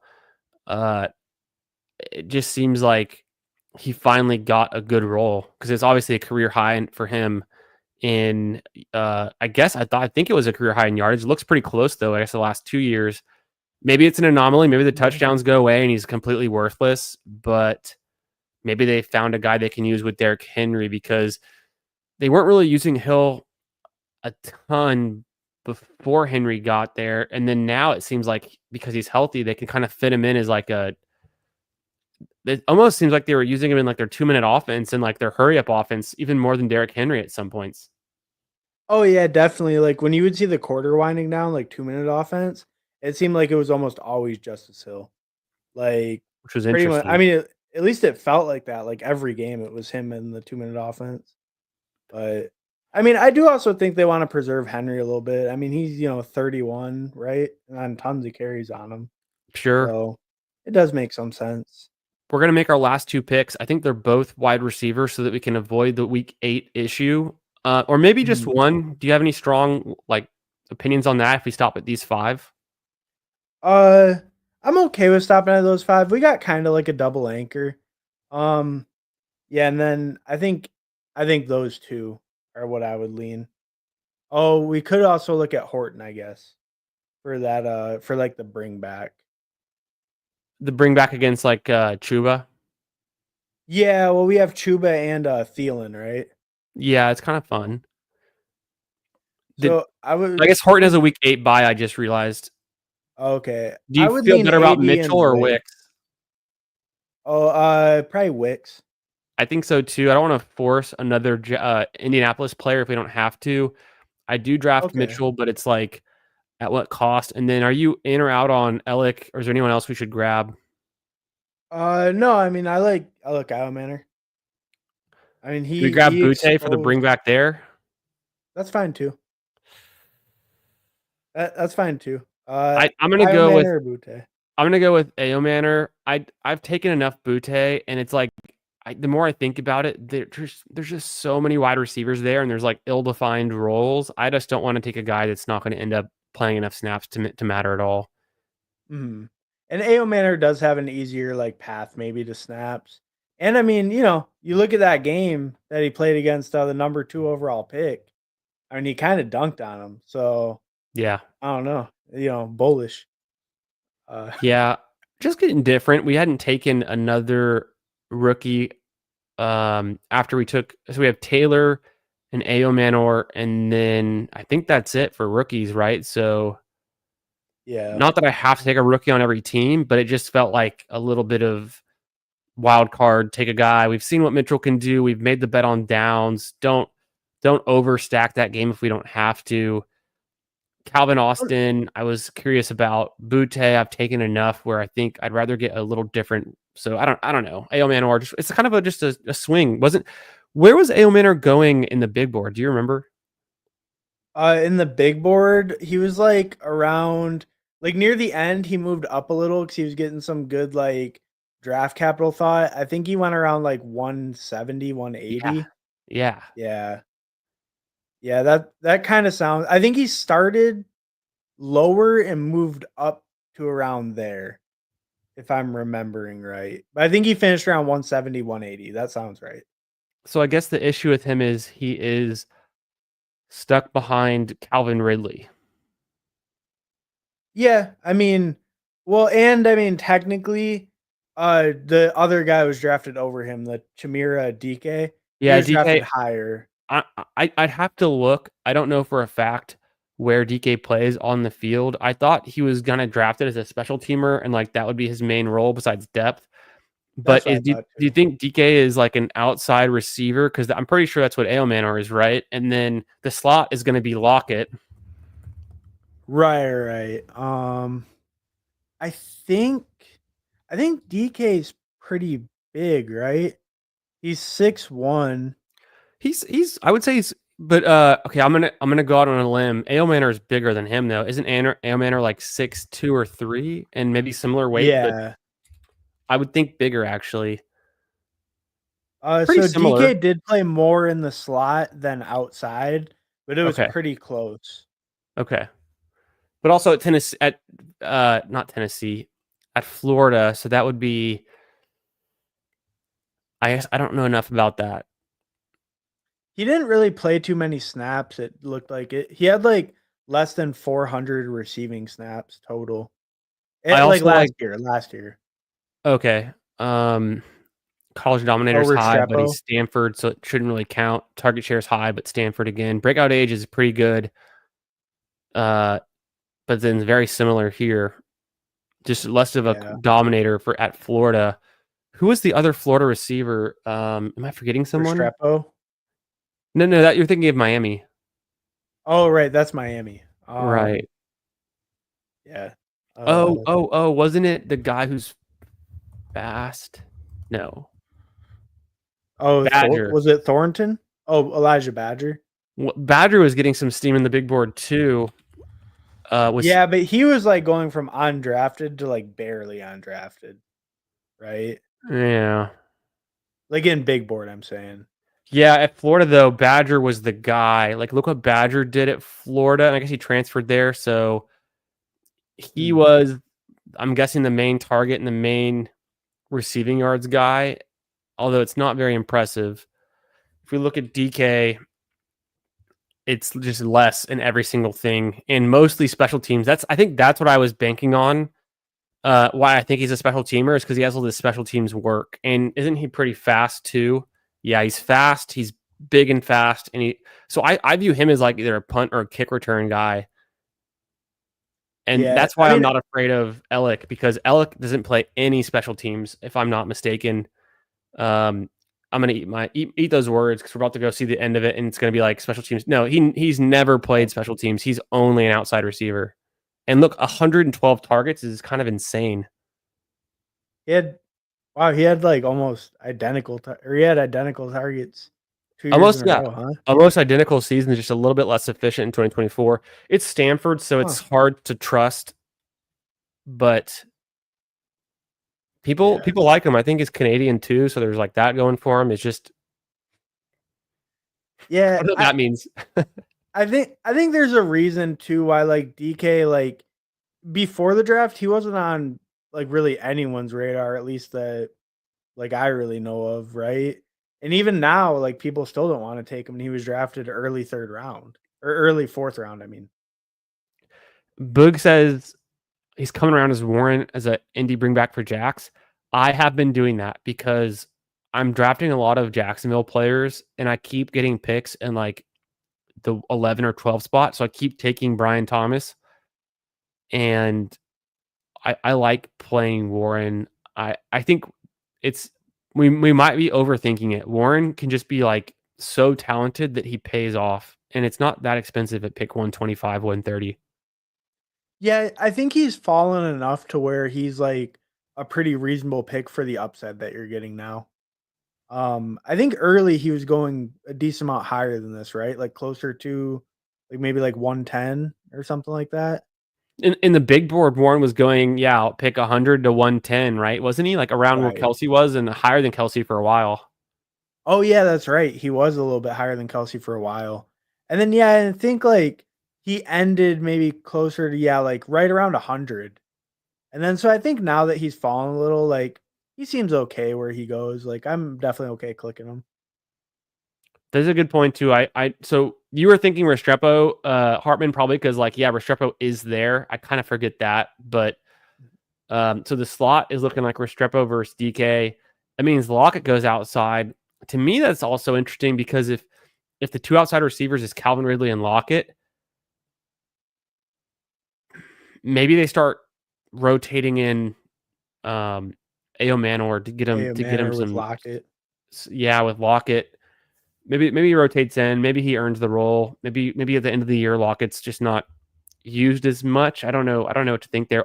Let's look at that. I'm curious Yeah, because I mean, Lockett looked super washed last year. that's what I And thought I think we too. looked before and he didn't miss a single game. And he He was didn't just miss a washed. game, but he's gotten. I wanted to look at the game logs. I mean, he is super washed. The snap. Sorry for the bright light mode. Don't know how to change it, but let's just look at like the last. Yeah, he actually was playing a ton of snaps, almost all of the snaps every game. So if he's healthy, he's going to be on the field. That's going to be tough for Ao Manor to get snaps over him. It looks like. Yeah. Hmm. Yeah. I've been clicking a little bit of Restrepo just Really? because he's like, yeah, just because he's like Cam Ward's dude. Like there's that news story that came out that like Cam Ward told every team that interviewed him that he wanted Restrepo on the team, and then True. their teammates and stuff. Like that's the only reason. Like I've been clicking him a little. I don't have a ton, but Um, I'm not. I don't think it's that crazy. I mean, he was super productive and he had a great season with Cam Ward, no doubt. Um, his athleticism's just like terrible, right? And which he's is small. weird. Yeah, he's about as fast as I am, and I am bigger than he is. But Yeah, yeah. So I mean, I don't know. I've been mixing them in a little. Like if I have Cam Ward stacks, first but percentile speed score. He's one of the slowest people ever measured, which is like I said, I think I might be able to hit a 4.90. If I trained for like yeah, if you gave me a month to train and told me I'd get millions of dollars if I get drafted, I guarantee you I'd break a 4.90. yeah, yeah. That is pretty rough. The agility though looked okay. There you go. There you go. He's at the side, yeah, agility. That must have been what he was doing out of the slot, I'm guessing, and then agile cuts and things. And obviously football is not all about 40-yard dash. So it's Mhm. interesting. What was I gonna say about either him or Cam Ward or something? Oh, yeah, Cam Ward was like, I'm gonna be a first round pick. I'm gonna be a top pick, so I'm gonna have some pull to take one of my college teammates with me. You see that somewhat often. Like we saw it with Bo Nix and with Troy Franklin, Franklin. and it didn't do a whole lot for Franklin, Mhm. but That's fair. Yeah, that's not like the only. but I'm trying to think of like other pairs. There's been more than Alan that. There's been other Alan pairs. Alan Lazard and Aaron Rodgers. Well, yeah, they're just a weird. That's a weird pairing. Franklin he never got the snaps enough, and when he finally did, he was I mean decent, I guess. But he actually got decent draft capital though, right? Franklin was a fourth rounder, right? Like four something for Yeah, 402. yeah. So early fourth rounder. Um, the other one that it just kind of reminded me of. I don't think that I'm pretty sure they weren't teammates, but I know C.J. Stroud and Tank Dell. Like they had some big connection where Stroud was pushing really hard for Dell. To get Their connection was, and I'll misquote it because it's already been years, and I've already like wiped the memory of Tank Dell out because of the injury. They played together. I think they played together like maybe in like Pee Wee football or something. Maybe I'm like stepping out of line, but they have like a history together, or maybe it was Stroud just liked what he saw from Dell and was just a fan of his game. Hmm. I can't remember anymore. I used to know all these Texans facts. Like when that year when they both got drafted, I knew much more about like all the intricacies. It's just been 2 years, and I'm too best ball pilled. If it's not relevant to the current season, I'm not going to remember it right now. Yeah. Yeah. Yeah, and I mean, I don't know, like, obviously, like, Dell, he was decently highly drafted, so Yeah. it's not really like a it's not a one-to-one comparison by any means. He's a completely different player too, right? So, I don't know, it was just kinda like a thought, like, the slot guy, maybe the short area target, like, maybe that's a little bit like safety blanket because they did have a good connection in Miami, but I don't know, like, I'm not picking a ton, it's just a guy I'm, like, mixing in a little with Ward stacks. Oh, Ao Manor will have to make his way on special teams as a blocker. That's rough. That's rough. Maybe we shouldn't be drafting him. Okay, that's the Steve last Ao Manor click for a while. It was the one and only, but I think we're gonna cool it on that one. Steve said he's clicking some Restrepo as well. It's okay. I'm Bullish. totally off point then. I'm totally just missing with these. Ao Manor's dead. Never taking him again. I'll move him down in the ranks. Yeah. Restrep slow is the guy to take apparently. I guess we should have taken Lockett there. He was still available, or just punted to Austin or Butte. I don't know. The last round wide receivers, I haven't found one I like reliably enough. I've been sprinkling it Yeah. around, and I'll probably continue just to take random swings at guys who could be. I guess Ao Manor is like the wide receiver 4 or 5. We probably should have taken a guy who's like a wide receiver 3, like a Scantling or even Atwell or Austin or Franklin's more of a 4 or 5 too. But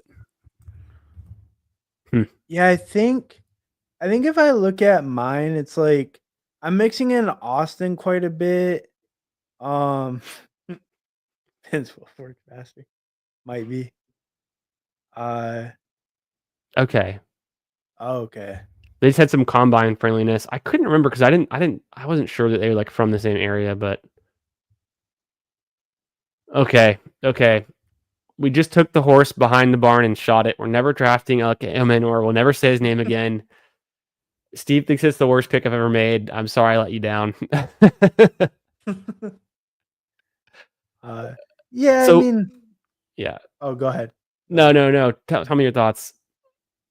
Oh, I mean, I think just like I don't know, getting a rookie like maybe has some upside. Like it doesn't.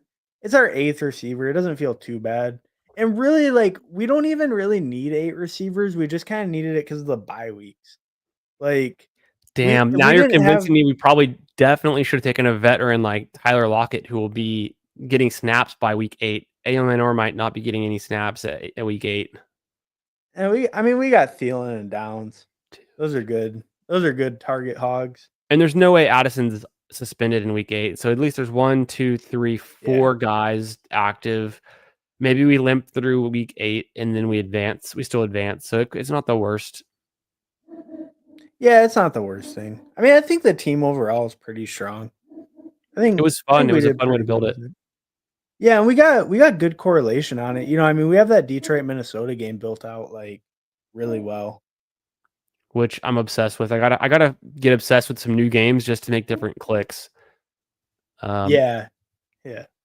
Fun draft. Let's just do it. We've reviewed our team enough, I think, and we really went deep on the whole Titans receiver situation. So I've learned some new things. Appreciate y'all all being here as well. We're gonna look through Nick Box's team and then Steve's team, and then Hartman. Are you good for one more draft, or how you feeling? Uh yeah, no, I think I'm good to go. Yeah. You're good. Yeah, Okay, I'm I'm good good for one too. more. Yeah. Hell yeah. So we're gonna be ripping one more guys, and then I think might as well just do a hound, right? Like why not? Yeah, that's fine with me. I'm cool with whatever draft. Cool. All right, guys, let's do a quick look at Nick Box team. Bo Nix, Dak Prescott, The running backs, he went pretty heavy early. Not super early, but he got Pacheco and Scattaboo, and then Roschon and Ford late. So it's a good amount of capital at running back. Let's see how he. So the Dak with the CD's nice. Rashee Rice worthy.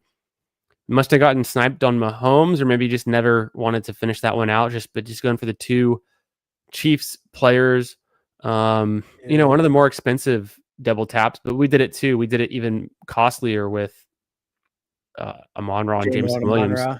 So maybe Yeah. we got in your head a little bit there on doing something like that, or that's a kind of a natural one sometimes. But I remember when they used to be going to like at the turn picks, and then now they've split up a little bit more than that. It's kind of funny because like Rice has moved up about as much as Worthy has fallen, so they still Yeah, line up pretty good. yeah, Yeah. that is interesting. Strange Okonkwo Schultz. I see it. It's really. I like the bet on that game, the Denver KC game. Of course, you've got the Lamb stacked up with Dak, and then the Bo Nix is the other piece of it. So Achan and CD could easily just be the guys you need. Rashee Rice has a full bounce back and has the per game scoring that we're expecting. And then I think you're solid with the depth everywhere else. So I think your key pieces on this one is fun.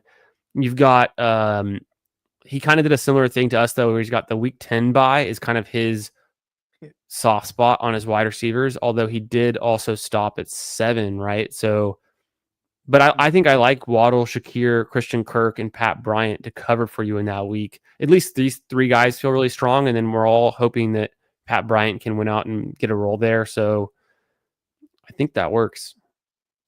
Yeah, it looks pretty solid overall. I would Pacheco be too. could we see real quick where Mahomes went on the board? Oh, no doubt. Because then he did get a sweet value on Knicks. It's always hard to Yeah. realize after the draft, like other people's teams that get a sweet value, but his QB values are really nice on ADP. Yeah, he just, he had so many Chiefs. Did someone like Mahomes. double? 79. And it was the pick after he took Shakir. So like you'd never expect you might think you'd get Mahomes at 91 after you double stacked him. You'd never really expect someone to take the naked Mahomes, but also you can't put it past people. The name, the brand value is just too strong. And then of course the guy grabs Kelsey to backstack it. So Yeah. maybe it's a Yeah. blessing I in mean, that's disguise fair. because you wouldn't be able to get Pacheco and Mahomes in the same team most of the time. So maybe it's just this ends up being the great value for Bo Nix, and then you're playing the other side of the quarterback situation in that matchup. Well, and that did at least work out good where he was able to get Nick, so he still has that game, like, just full access to it. That worked out Yes, pretty good. Yeah. That team looked pretty solid overall. I mean, I like that team overall. yeah, it's Like, fun. not I think it to me when it's like limited entries, like you get like a 5 max, you might want to just even more bet on a I don't know, maybe it's because we did it, but like just bet on like a few teams to be what you need, or like a few key players, and then build around them even more so, because you really can't you're not going to draft like 100 teams and spread it around, right? right, right. So just be like, oh, Yeah. the Chiefs is what you need, and then how can I work around that? Or like the Dak CD is what you need. What other components can I get? Yeah, no, I mean, I think that makes total sense. You just make just kinda stronger correlated bets in, like, the smaller field. I Yep. think that can definitely make sense, yeah. Because imagine if like Dak and CD is like the nuts, you pretty much have to have it. There's only going to be, I mean, they get drafted in every single draft, but then people don't always stack Dak and CD. I think I would guess like 60-70% of the time if you're lucky. Maybe more, but that's probably about right. Something around there. I'm not really sure. I don't have a good benchmark for that, but it just feels like somewhere around most of the time. And then how many, there's going to be a ton of unique teams because there's only 18,000 people. So, there's only a 12th of that. So a couple thousand will have Dak, or sorry, a couple thousand will have CD. And then of the maybe half, let's say let's just for ease of math, like half of them are stacked. So there's only gonna be like a couple hundred Dak CD teams. So there can't be that many. You're gonna be pretty unique already. So maybe you do just bet on the Chiefs and Dak to be and then CD to be what you need. Yeah, yeah, no, that's a good way to think about it. I mean, so maybe maybe with that, is pulling a guy up to get unique, is that worth it then? If you're already with such a low amount of stack guys with your first guy. Mm. I don't know. I mean, but the correlated bet on an offense does feel good too. So it is kind of a tough call. Yeah, and sometimes getting unique can be better by just letting the ADP fall to you than like forcing it. We kind of forced it a little bit with the JMO, but it was fun. Mhm. Angie, I mean, I think all but one person in that room had a badge, so I don't think too much value is falling right to the turn. Steve with the perfectly quick math. Yeah, 15, 60 teams of any one player. So then if you assume they're stacked half the time or more than half, that's about so there's probably less than 780. 1,000 or about 1,000 CD DAC teams. So So it'd only be 780, right? If it's half. If you assume yeah, half. yeah, But yeah, yeah, you said exactly. between half and 70%, whatever. Yeah, Yeah. exactly. Yeah. Yeah. Yeah. So somewhere around that. So maybe you don't have to get too unique in these. But like you said, so yeah, going off that, how many Amon Ra JMO golf teams are there gonna be in the whole tournament? Like, Maybe I don't dozens, know. maybe not even 100. Yeah, probably not even 100. So that's maybe just one way to get a little different, but who knows? We're big braining it here. Yeah. Steve's team from the 10 spot. Lamar, Caleb, and Chuck goes to the 3-5-8-2. Derrick Henry. I think it's fun getting Derrick Henry with Lamar Jackson. I was doing that in the big board. I don't think I've done it much yet, but I kind of want to do it again. Kamara with Chuck feels really strong for one of his best guaranteed pass catching options. We'll see if he gets Olave. Maybe that's the reason why he ended up going Chuck late, or just Calvin or Alvin Kamara was enough. Caleb Mhm. Johnson, Eckler, Shipley. Strong enough running back Strong room. RB Definitely top room. 5 in my opinion. Yeah, definitely. The Dunze stack, the Bateman. Okay, the Bateman piece, and then I'm guessing. Last round Cooks. Ooh, Yeah. likely. And then Cooks. I've been seeing Steve drafting Cooks all the way back in the big board, but takes him here in the 18 rounder as well. Why not? So that makes sense. Then he gets the Shuck and the Cooks with his last 2 picks, it looks like. Yeah. Yeah, I mean, I think that feels fine if you wanna get a third QB. Like, the third stat guy does feel okay. Alvin Kamara does catch, like, a ton of passes. I mean, Yeah. should have rushing upside, right? I mean, he rushed quite a bit in college.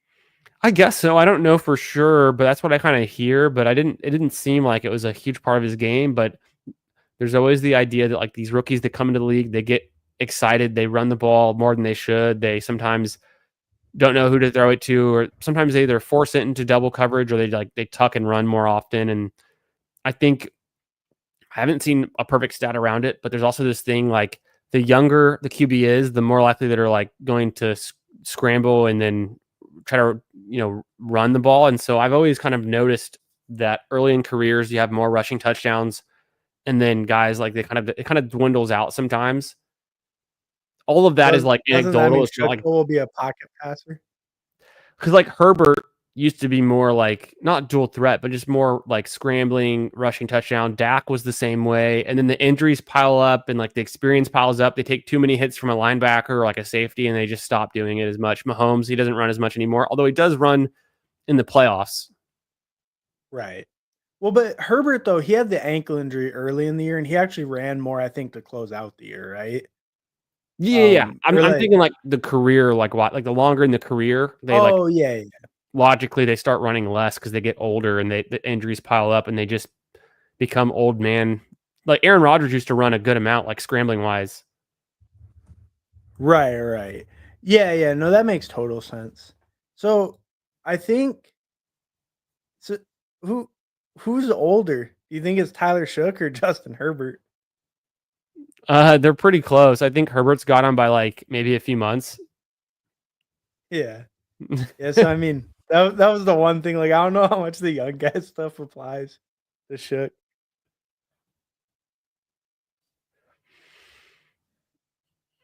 Oh, that makes sense, yeah. Yeah, that's smart though too. And I guess we did 3 QB, so now I feel that's a good point just to kind of the difference between the large field and the small field tournament, the difference in the advance rate. That kind of feels like it makes sense on the advance. Yeah. Well, and I Yep. guess too with the smaller pods, like I mean, this is the toughest pod, right? The very first one. I guess it's tied with week 16 because that's 1 out of 6. So I Yeah. guess yeah, when you think about it, this is kind of tied with that. I like to also because like I get the ratio is like a 1-6 and a 2-12 is the same. In this one, you Oh, have but to they're beat. better. Or go In this ahead, one, you sorry. have to beat 10 teams. The next round, you have to beat 4 teams. Then the next round, you have to beat 5 teams. So you've only Mhm. beaten 19 teams to get into the finals. And then the finals, you have to beat 103 other teams. So, like, that's another way to think of it. Like, it doesn't make perfect sense because obviously it's still the advance, like, is a percentage thing. But I sometimes think of it in that way, is just to give perspective on, like, yeah, you might have to beat 19 teams, only 19 teams to get to the finals, but then you're facing 103. So it's like, is the final is like obviously where all the money is, and then actually you have to beat like 10 or 5 times as many teams you've ever played, and they're going to be more similar to you because of the way that you've made it through the cheese grater, right? Right, right. That makes sense. Yeah, like if there's a big spike week 15 or 16, that guy's automatically gonna be higher owned. Yeah. Yeah, probably. Yeah. So maybe that is kind of where the getting unique a little bit does play into a big benefit.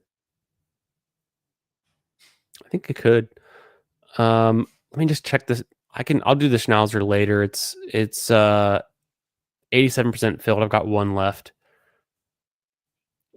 Let's check in. Yeah, the whole thing about Oh yeah. that's like a funny Oregon anecdote that we kept hearing during like the draft and the big board. Third to teams with Lamar Caleb. I see the vision.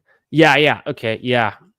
And then the way that I wrapped it up with going Shuck and then Cooks with the last 2 picks, it all just came together. Sometimes that's how it happens. Like, if there's a QB there, I've done it with Dart and like Slayton, I guess. Well, and it does make sense too, where like, since you had the elite, if you want to tack on a third, like with Shuck, you're spending such low capital.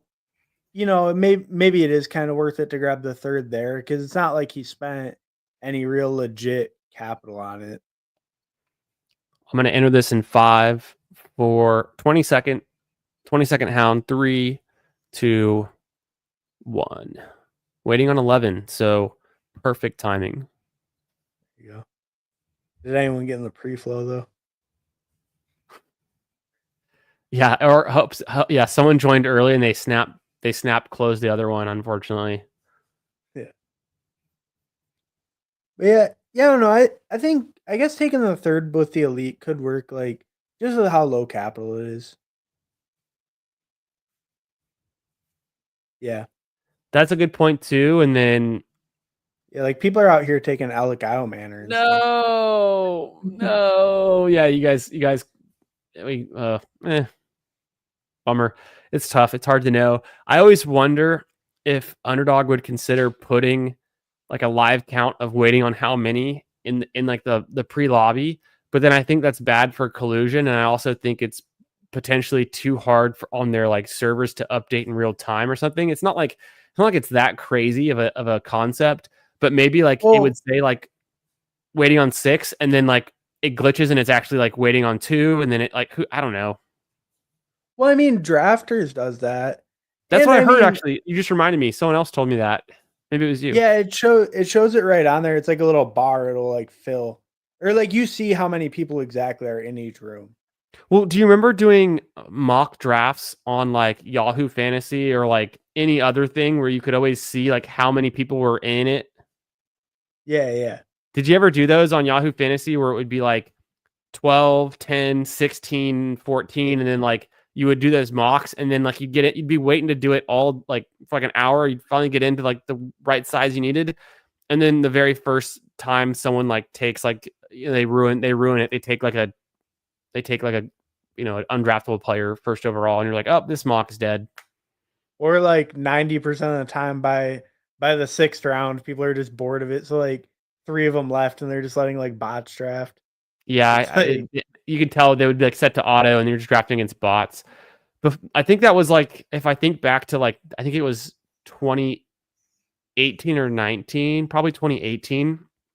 I remember Mhm. doing like hundreds of those Yahoo mocks. Oh, yeah. Yeah, I remember doing a bunch of them, like, back then too. It's like it is crazy just to think, like, mock drafting's kinda just dead, like, last couple of years now, huh? Here's the little secret I'll let you in on.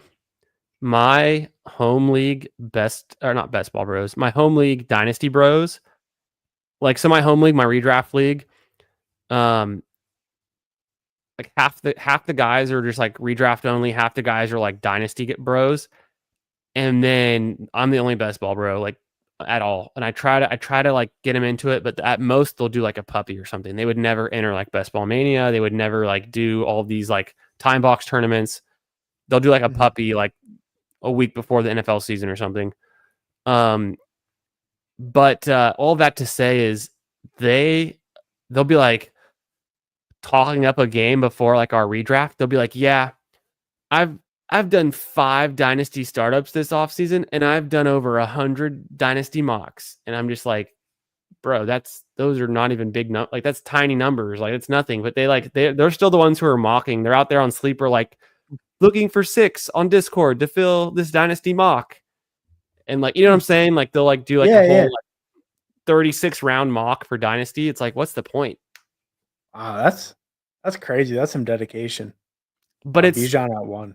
it's wild. It's to me, it's just wild. It's just I don't know. Yeah. Well, it is funny, like you're saying too, like, yeah, to us, like, "Oh, you did 100 drafts." Like, 100 I'm fake already, like, drafts 2. where there's no money on it.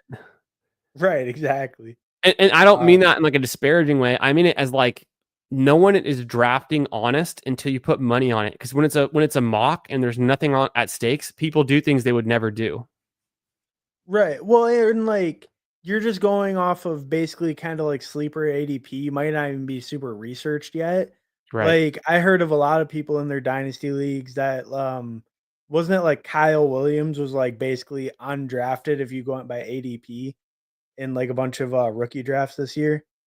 And it's like, I think early on for sure. And then after the actual NFL draft, I was seeing him still go pretty late in like the end of the second round.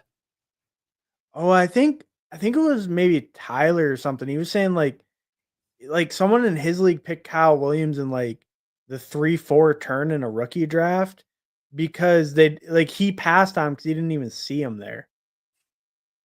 Huh. Because like you said, the ADP was just so down. Yeah. Sitting during those bye weeks. Oh yeah, that makes sense. Because they do have really bye weeks. They have like 5 and 7. Yeah. Yeah. I just I don't know. I'm obviously biased, but I think best ball is like it's the most real because it's simulating almost a market. It's kind of like I think of other things that are very new and very accurate. Like, obviously poly market, right? Yeah. So poly market is a prediction market, right? And it is hands down like more truthful than just any one person's opinion, or it's crowdsourced, right? It's crowdsourced information, so it's more accurate. It's predictive a little bit. Obviously, it changes with news very fast. I think of the ADP and the boards in best ball drafts in a similar way. It's like a live market where every single day you can buy and sell a price. So it's like fade, or you can like draft ahead of ADP and in that kind of Mhm. way. And it's very interesting and it's just like a flow of information. But in a mock draft, it's like mock drafting without having any money behind it is, to me, it's not real information. Like it's like it's like based on real information, but it's not real information versus like a poly market where the same thing, you have to make bets to move the market. That's real information.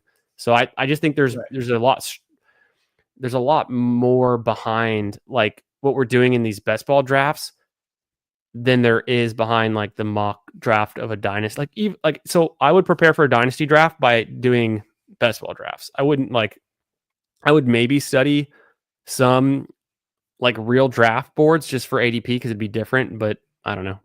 Achan or Bucky, think Achan's just A-Chain, yeah. Um, but yeah, kinda to your point too, like, you can even look at, like do a schnauzer or a puppy and then do a BBM. Like, even just that price difference, like, in general, you see, like, in a puppy, you see a guy fall 15 spots, it's not even that crazy. In a BBM, that's like, "Oh my god, I got this insane value," right? But Mhm. in a puppy, you see super teams get built, like, all the time by stuff like that. So it's like and that's with people putting up money for either one. When it's fully free, like, people just don't yeah, people just aren't really, like, as committed to it, like, it's just yeah, not the same.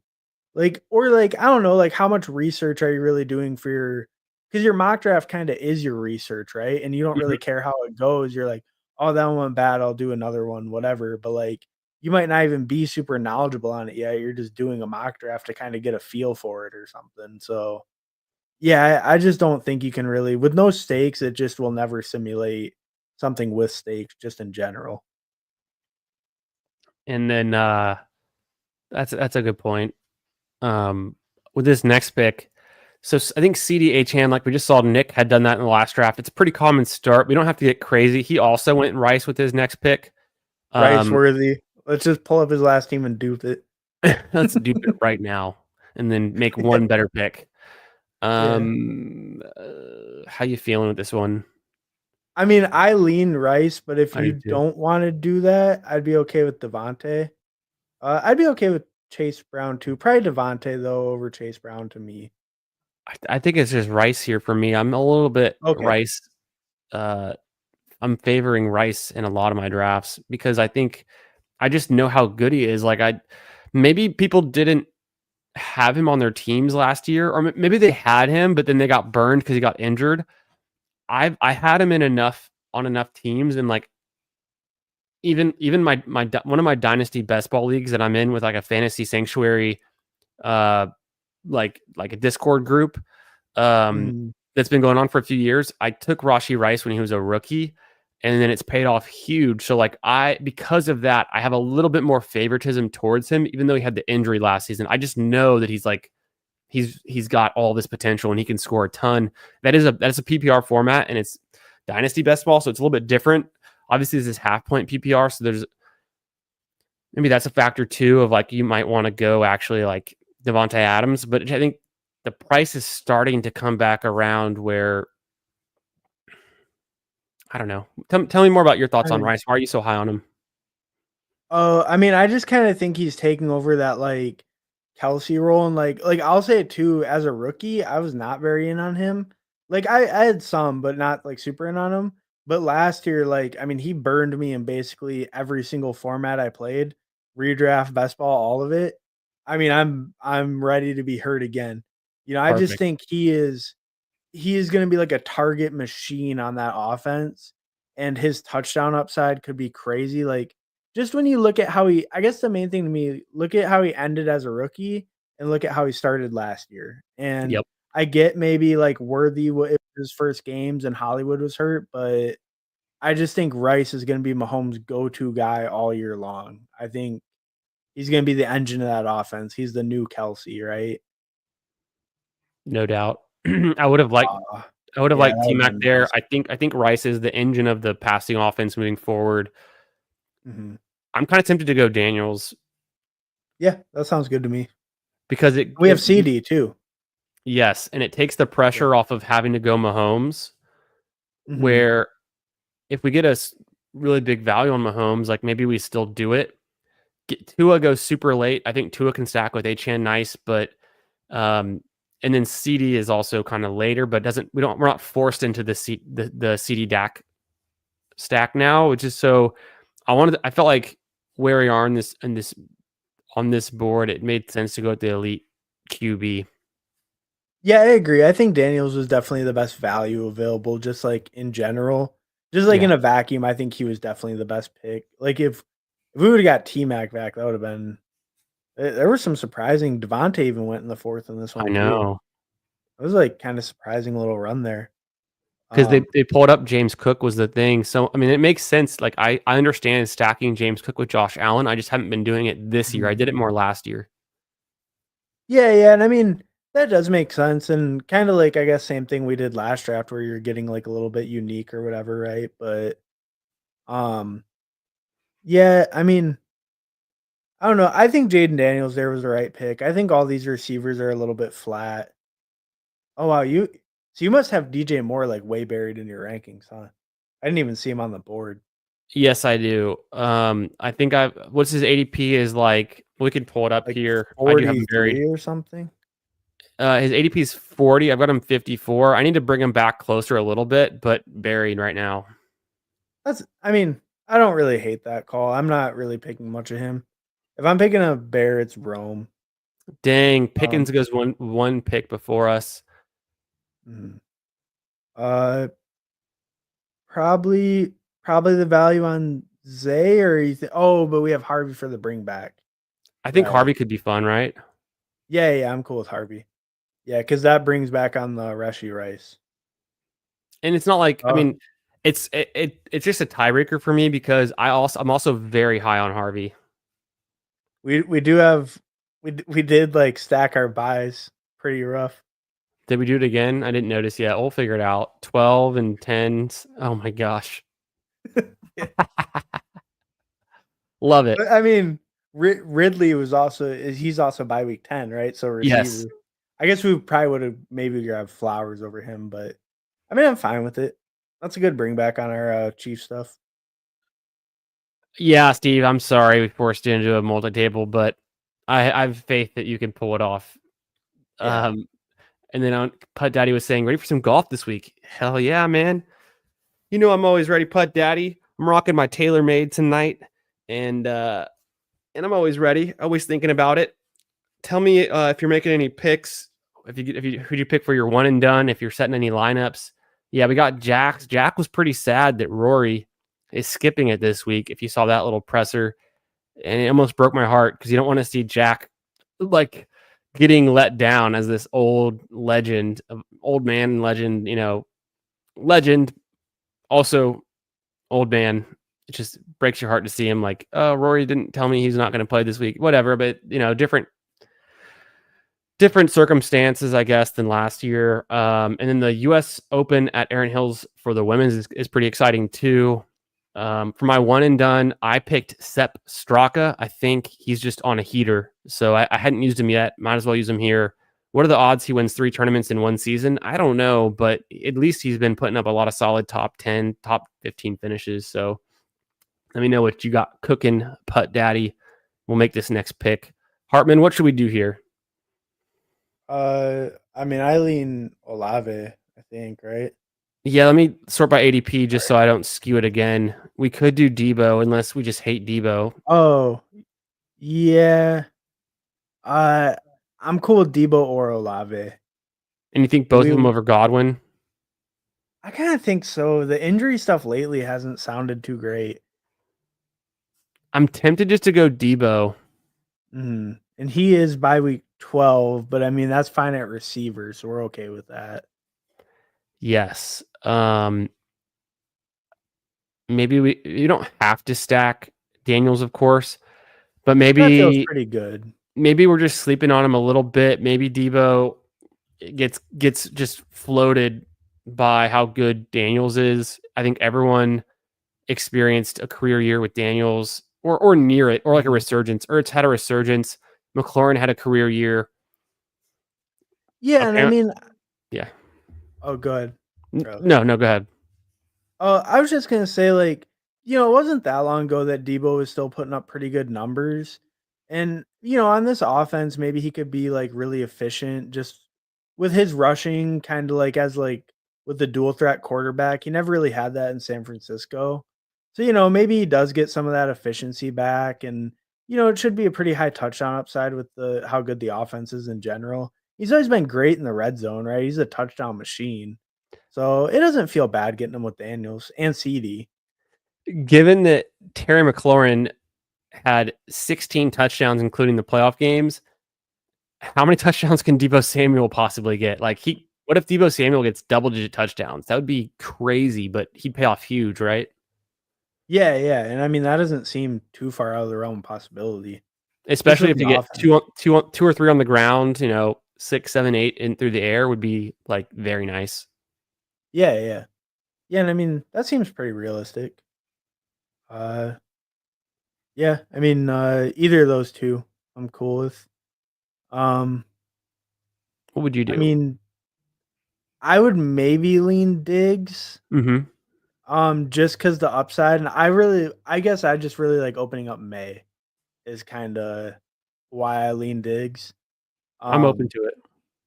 and I think I mean, Debo's a little riskier, but I think Rashi and Lamb, they're both pretty consistent targeters and everything. So I think maybe just kind of get a little bit more swing of the fences with Diggs than like a floor play like Jacoby. Sure. And when Diggs is healthy, he's good for fantasy. Have you heard, so now we have Diggs, who I've started to hear might not be ready for week 1. I didn't Yeah. always suspect. During the big board, I was suspecting he would be like, oh, week 4 or week 6 return. Then it was like, oh, he's going to play the first game, but now it seems like maybe not. Have you heard anything about that lately? I just saw that same report. I think kind of everyone's seen like the one. It was like the Athletic beat writer for the Patriots was saying he expects him back by like week 4, Yeah, but then you see a report like a couple days before that he was practicing without a knee brace. So it, I don't know. It's just hard to say. I mean, even if he's back week 4, just the upside in that offense. I've never really been super in on Diggs, but I really do like opening up May. So it's been a tough one for me. Um, yeah. yeah, I think Jacoby, his upside's maybe just kind of limited, but I don't know. I don't know. I mean, Jacoby cannot be the top target in his offense. It has to be Bowers, all things equal with mhm. health. Diggs could be the top receiver in his offense, right? Oh yeah, definitely. I mean, I know we're all hyped on Kyle Williams, but I mean, he's also a third round pick. So I mean, Jalen Polk was a high second round pick, and he was literally nothing. So, and he played at a much more legitimate college too. I mean, he went to Washington, right? Where'd Kyle Williams go? Smaller school. I know that. Gosh, the names escape me right now. Washington State, right? Yeah, that sounds right. Yeah, yeah. Well, Um, it's a 20-second clock, but how fast can I pull up Kyle? Yeah, Washington State. yeah. A So I little bit mean, smaller. I mean, like, I don't dislike Kyle Williams. I'm just saying, like, No, yeah. I don't think it's too far of a stretch to say Diggs could be the favorite. Do we take Cooper Cup, who's fallen to the 90s, or are you just out? I mean, I'm fine with taking Cooper Cup here. Yeah, I mean that's fine. I'd be Cup or Burden. I'm fine with Or either. Scatabo or Brian? Not Brian Robinson. Scadabo is fine. He might still be there. I don't want to force it. Well, we We've have got we have like, 2 week 12 buys. and then Scatabo is week 14, so it wouldn't be that. Oh I yeah, guess. I meant for B Rob. Oh, yeah, he is. You're right. He is week 12. That's probably a non-starter. Plus, he doesn't catch passes. Maybe Dobbins ends up there. We could always get Eckler later. It's a little bit safer. Right, right. I Yeah, don't I mean I draft a like lot of Cup, but I think that's my first Cup, honestly. But that was my first Cup in any contest since the draft. well, and I think he'll be okay to start the year. So maybe if we are a little worried about Diggs, like Cup might start out kind of hot and then Wasn't and isn't then the narrative fade. that he's like washed? I was looking at his. Well, he started out last year really good until he had that ankle injury, right? Yeah, it's not going to load. There's some kind of. Okay, let's see. We might have to make this pick. We'll come back to it. This 20-second clock is just difficult. And then what up, Green Bean? I did notice you got in here too. Steve's multi-tabling. He takes Scataboo, of course. Of No course he surprises does. there. Hope you're doing Yeah. good, Green Bean. And let's see. He said what up earlier. We caught him in here. Oh, Green Higgins. Bean. I think Higgins could be fun on this team. Yeah, Higgins could be good. Let's see running back quick. Probably just Higgins, right? We kind of hit it. Oh, Do you ever take Tyrone Tracy? I don't, but I mean, I'm fine with Tyrone Tracy. Tracy or Higgins are fine. I like Mark Andrews too, go but he's not Johnny a or Mark full Andrew. A. Johnny with the no, okay. Oh, Oh, with the Miami. Oh yeah, we could do that. Yeah, that I works. don't draft Johnny enough, and so just finding an excuse to do it past ADP with a bet on Miami already, I think makes some sense.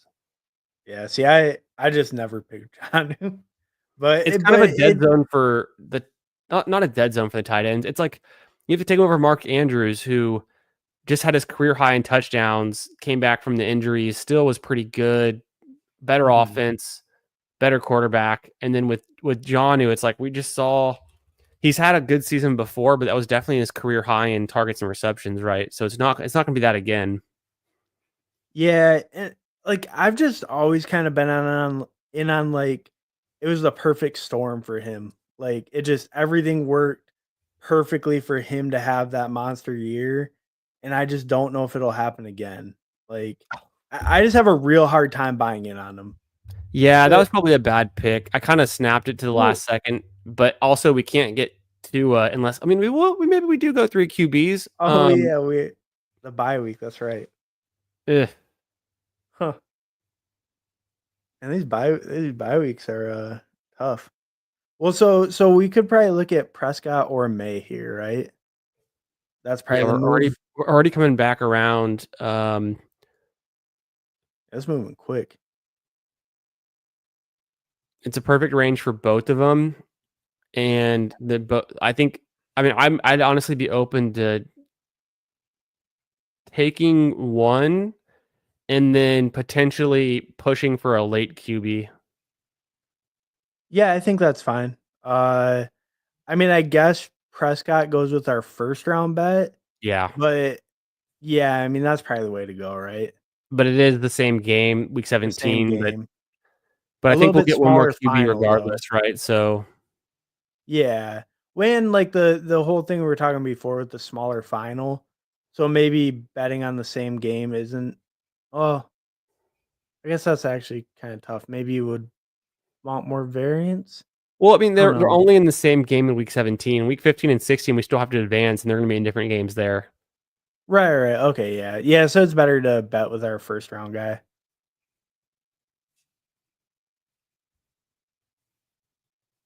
Yeah, season long. We did get out of this pod, right? Yeah, yeah. Um, May goes to Steve. Tight end, Loveland goes. Warren would still be there. Um, we don't have. yeah, I We just took an think early tight end. I don't think we go there. I think it's a running yeah, back. no. Yeah, I think the top running back right now would be my pick if he's still there. Um, I mean, well, I guess any of them I'm fine with. I'd probably lean towards the top guy Our late because QB options will be the Dolphins and the Seahawks. right. So I was thinking maybe like Charbonnet for some more Seahawks correlation.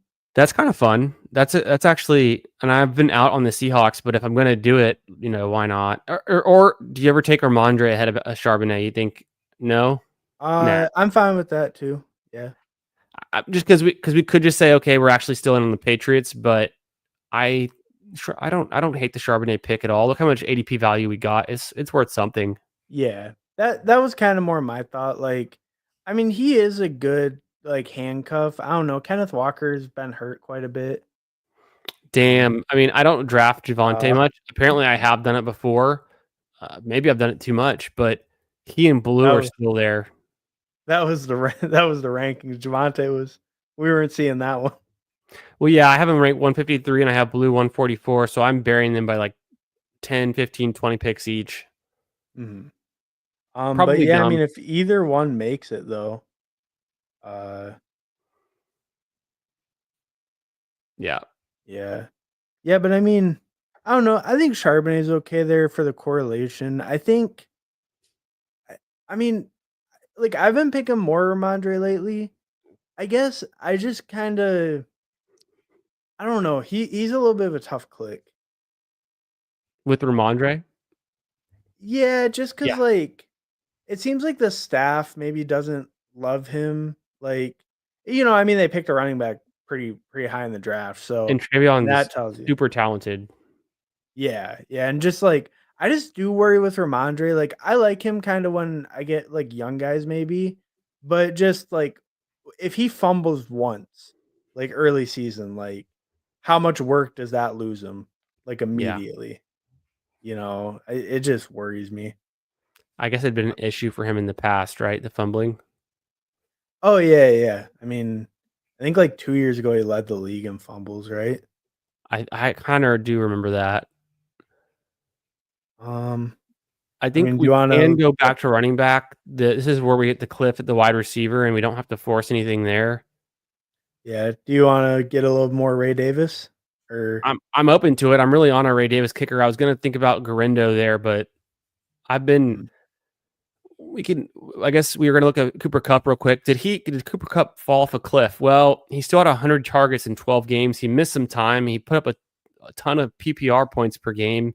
It's the last 2 seasons combined, the last 3 seasons combined. Ever since he had that wide receiver 1 overall season, he hasn't been healthy. Is maybe why people hate him so much. mhm, But he was still good in his limited action. He started the season off strong, like you were saying, number 2 wide receiver in week 1, and then even had a top 10 finish in week 9, top 12 in week 12, top 13 in week 14, and then he ended it weak, kind of is probably where people were off on him. So and missed time in the middle, right? yeah. Early Okay, so I middle. guess yeah. Yeah, so I guess he was okay after he came back for a couple games. He just really fell off a cliff, like, right at the end. Yeah, Yeah. It's tough though, because the Rams also can elevate players, and maybe his whole success was just always the Rams scheming him. yeah, yeah, no, it is tough, especially with that Seattle passing game, but, like, I mean, I guess though too, like, if you never pick him, I mean, I don't know, you never wanna, like, 100% fade a player. I mean, maybe you do, maybe with Cup you do, but, like, I never really 100% fade a player. Um, so, I mean, I don't know, getting a little exposure, a little bit after ADP where maybe he fits the build okay, feels feels okay. Yeah, I'm gonna wanna push Tua because we don't need him yet, and I think we either go wide receiver or I mean, I already told you I hate Ferguson, but if you think it's the right pick, I'm open to hearing it. I think we can just get Ertz later, and it's just as good. We already spent a lot on Jonnu. Eckler could be a nice Yeah. pick for us here, or I yeah, would what do you think? I would lean Eckler, Yeah, but I'm okay with him or Ferguson. Not Tua here though. not I Tua agree with here. that. I'm interested in Eckler. We could be Okay, done with yeah. those 5 running backs is where I'm kinda at, except, oh, shoot, another week 12? Yeah. Ugh. Well, it could be worse. Yeah, I mean, it's not the worst it's not the worst combo. It's a little bit later bye week too, so maybe our contingent guys are hitting some by then. It could be worse. Yeah, where's Cody when we need him? Cody, come in here. Give us some golf picks. Maybe he heard that up in Canada, down here from Texas. Maybe I'll DM him. Get in here. I need golf picks. Are these What up, River Rat? How we doing? Oh my gosh, came in here just to hate on our pick. I told you guys it's my first Cooper Cup pick in this entire year. I don't think I took him in the big board. I don't think I took him. I haven't taken him in any tournament so far. I moved him up in my ranks a little bit because we did the research. Like people are so out on him. I think it's a little bit oversold. Yeah. Yeah, no, I agree with that, like it is tough with that Seattle offense because, like, I don't know, I'm not in on Darnold or anything, but I I think know. Kupp, he's always been a target drawer, like, he's always drawn a good amount of targets, so as late as he goes, maybe early season, he gives us kinda that production until Diggs comes back, unless he is back week 1, then we're good, but I don't know, maybe he helps with that, they start off okay. Yeah, those the bye weeks are really, the bye weeks are really really getting us in a bind with this one, huh? I guess so. And we can't take Ertz and go with Johnny and only take 2 tight ends because that would screw us in the bye week too, unless we just punt the bye week and say it doesn't matter. I mean, at tight end, I think you can do that. I think it's really, Yeah. like, the only position you fully can do that. I Um, tend to agree. It just doesn't feel right, but I think it can be right. yeah. I mean, we always could throw on, like, a Juwan or something at the end. We could throw on, Arroyo with our Seattle. Get That's it mega true. stacked. Noel is still there. Pierce is there. McMillan is still there. I mean, we could get your guy Pierce here if we want another receiver. You'd be Pierce over anyone else here available, you think? Yeah, I mean, unless you really want Ertz, but we have good stacking with Daniels already. We don't really need Ertz. Right. Because there's a decent amount of tight ends left still, right? In that kind of tier. Yeah, because there's still Yeah, and like there's a Pitts bunch and before Likely him. covering them. Yeah, Yeah, they're covering him. Yep. And then Likely was still there, which is starting to be a nice value at ADP this yeah. far down. That's actually a guy I probably have 0% of if I had to guess. Likely. I don't have a ton, but I do have some. Glad you didn't get Noel. You're welcome, Steve. Um,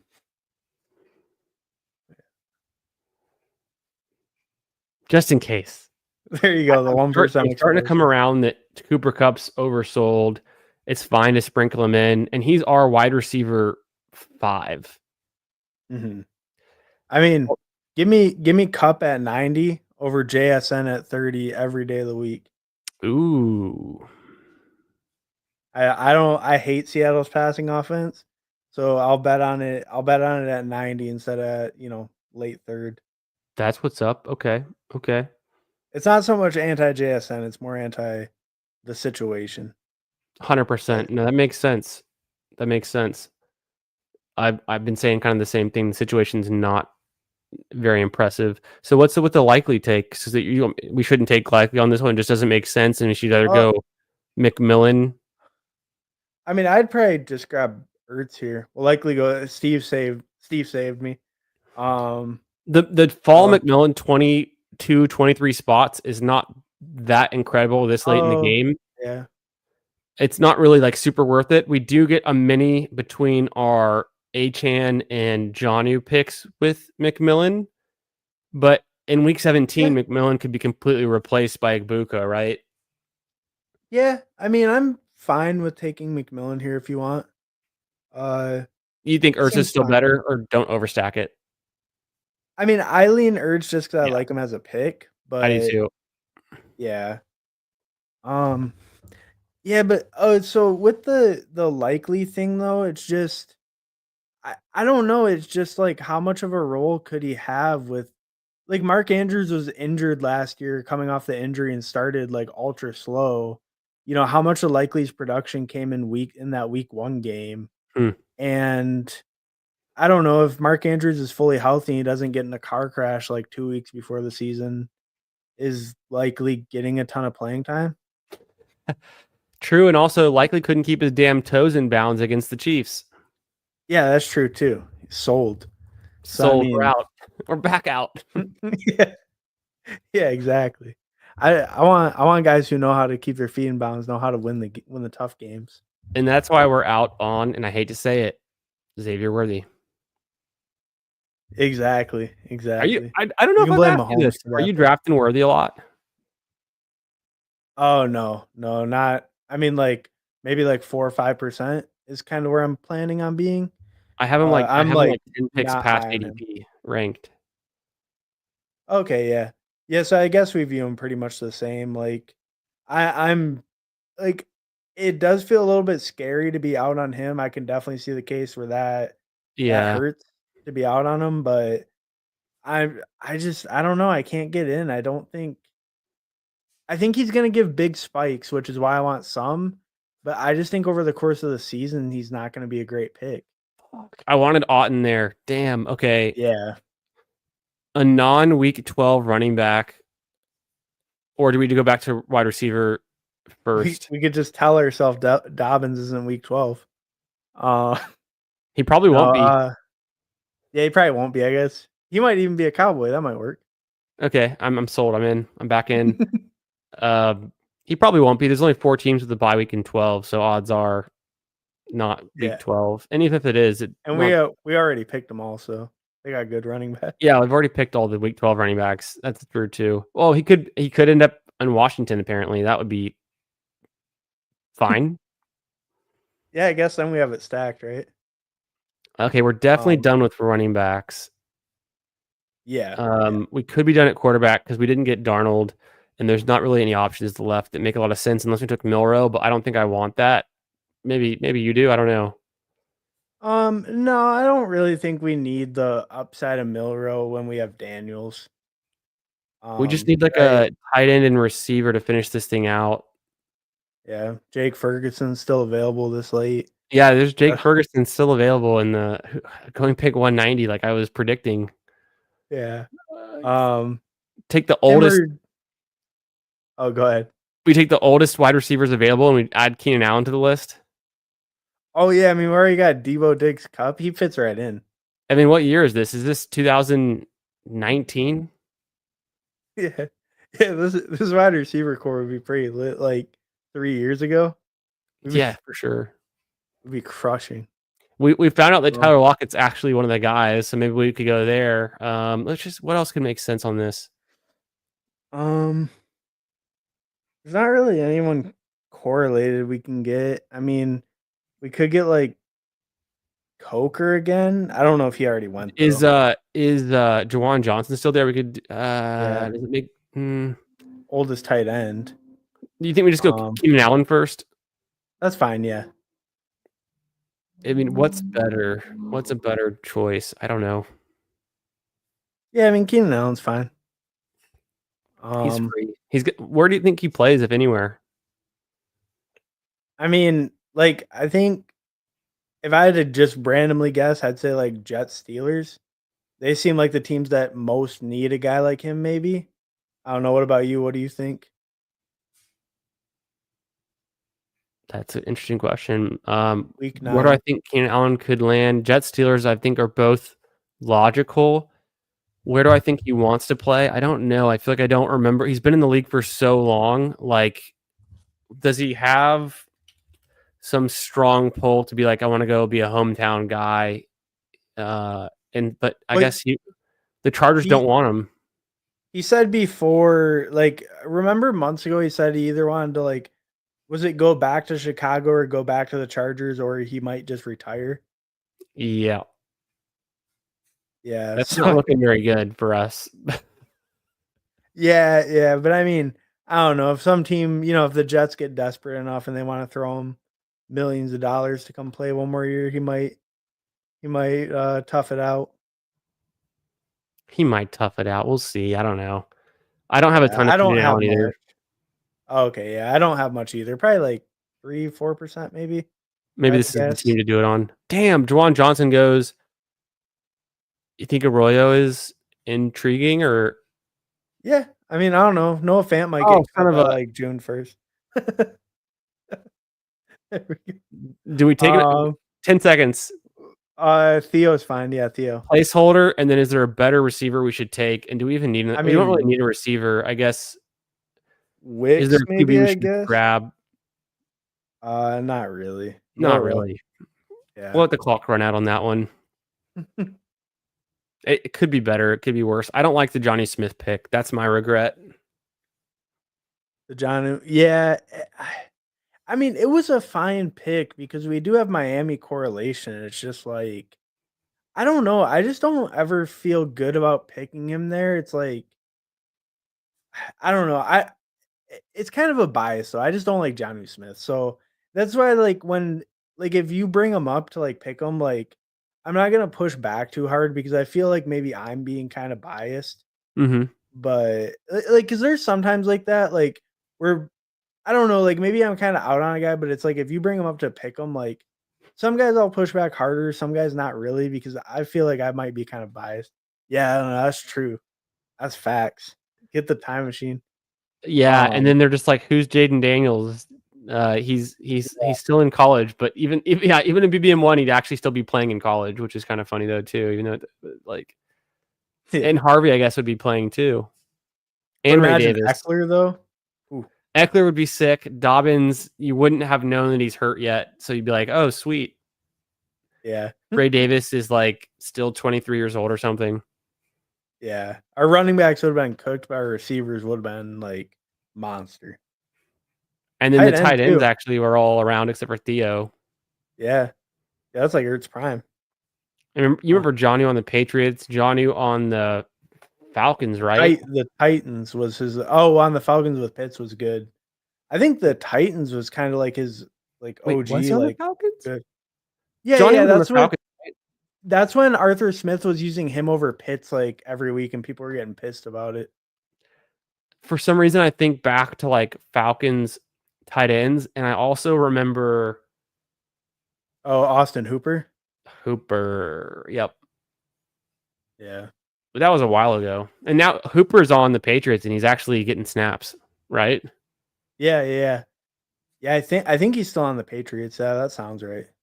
Which I don't know why they don't use Hunter Henry more. Hunter Henry was like a boss on the Chargers, and then he's on the Patriots, and he's like a little underwhelming. Maybe I'm misremembering, but I think Henry was I, just better I on think the. there's a stat like he's never had 700 yards or something like that. I think that's true. Yeah, he's always been in this 500 to 600 range. But he got a lot more touchdowns on the Chargers, right? That was kind Yeah, of that the was his thing. last season in LA. I want to say either 21 or Well, 22. so 23, he had 6 touchdowns. I mean, Pretty good. and he didn't actually do as good receiving that year. So maybe it could kind of come together with the offense improving. You know, maybe because he had a good amount of targets and receptions last year. Yeah, I that's mean, where it maybe it came kind of back for comes him was the together. receptions. But this is also PPR scoring. Of course, I always say it, but like Hmm.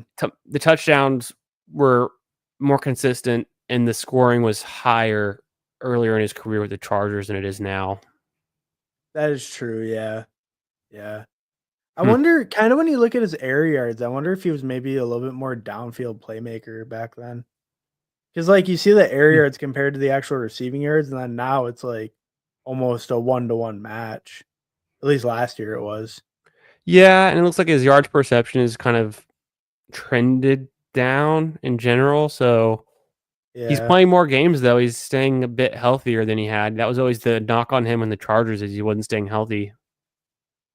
Yeah.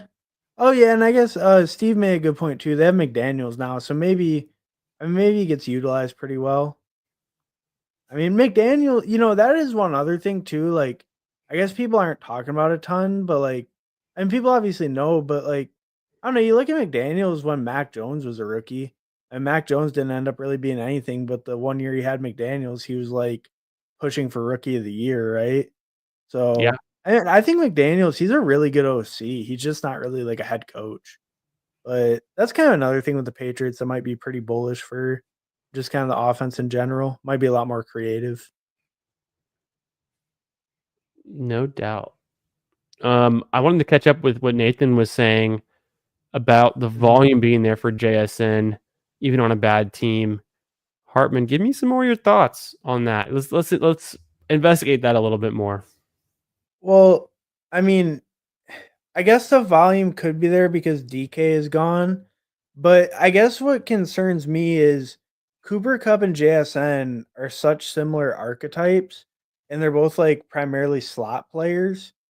Like, I think JSN led the league in slot snaps last year. So Hmm. if like Cooper Cup takes some of that away, I guess I don't know. Maybe that's something I'd have to look into more.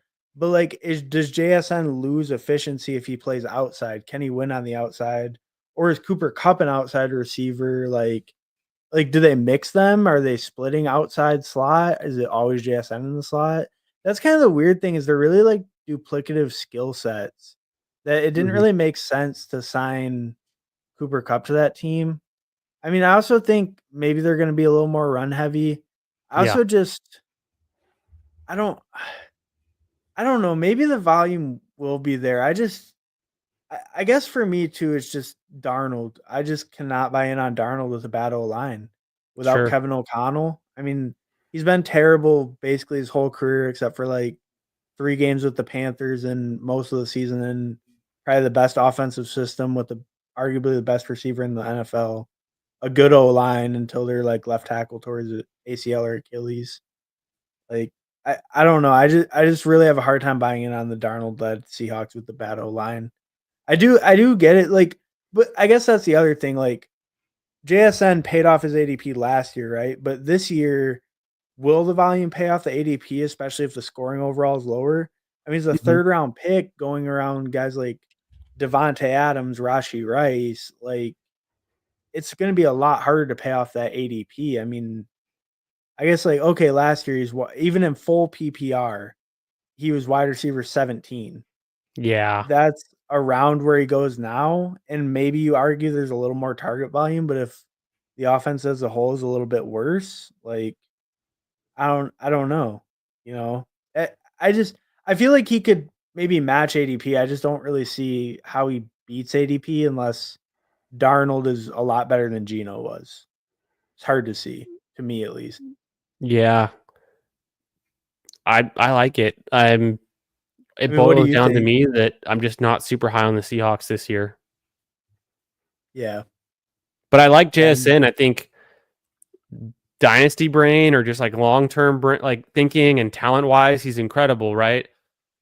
Oh yeah, But yeah. I don't dislike the talent of JSN. yeah, That is not why I'm out. but Yeah. maybe this is just not his year for being the wide receiver 1 overall in fantasy. Oh yeah. I mean, I would. I mean, I would think that's almost impossible. But Versus you take him, people take him over Tyreek Hill or Devontae Adams, who, yes, are out of their prime, but in half point PPR, maybe have one more go at being paying off huge. I don't know. I don't know. I mean, Tyreek's like one of the hardest ones on the entire board to judge. Like, Yeah. yeah, he's so hard to judge. Like, I really don't know with Tyreek Hill. But like Devontae, like to me personally, I cannot take JSN over Devontae. I think Devontae's potential like touchdown upside, it just like with how good that Rams offense could be, I just can't bring myself to take JSN over Devontae. Maybe That that's wrong. no, that's interesting. I've got Devontae ranked 30, and maybe I need to move up a little bit. I probably have Jason. I have it Jason 32, so like I'm agreeing with you there. Okay, yeah. Yeah, I mean, and I don't think it's a horrible pick to take JSN over Devontae. It's just for my personal exposures, like I'm just not gonna do it. Um, What I up, can see the Stars? case. Yeah. See, I wonder. Does Marvin Harrison also not belong where he goes? How do you feel about Marvin Probably. Harrison then? Because I think of him as kind of, I don't know, somewhat similar to JSN. It's a completely different scenario. Like, yes, the team actually could be better Mhm. QB, but he's not the number one target on his offense, and I don't think he will be. I I kinda do agree. I think Marvin Harrison maybe should go a little lower. It's just he's so hard because his rookie year is really not that bad, Right. like in like historical terms, and just he could make that leap as a player. It's just a lot of projection, right? He's just one of those guys that you're doing a lot of projection to hope he kind of transforms as a player. But a guy his pedigree is a type of guy that could do that from year one to year two. Hmm. I mean, like, I guess I kind of wonder, like, how was like CD Lamb as a rookie comparably? Like, I don't know, just as like a random example, No, like that's a good one. CD was he paid off in fantasy as a rookie, but I think pretty he was similar.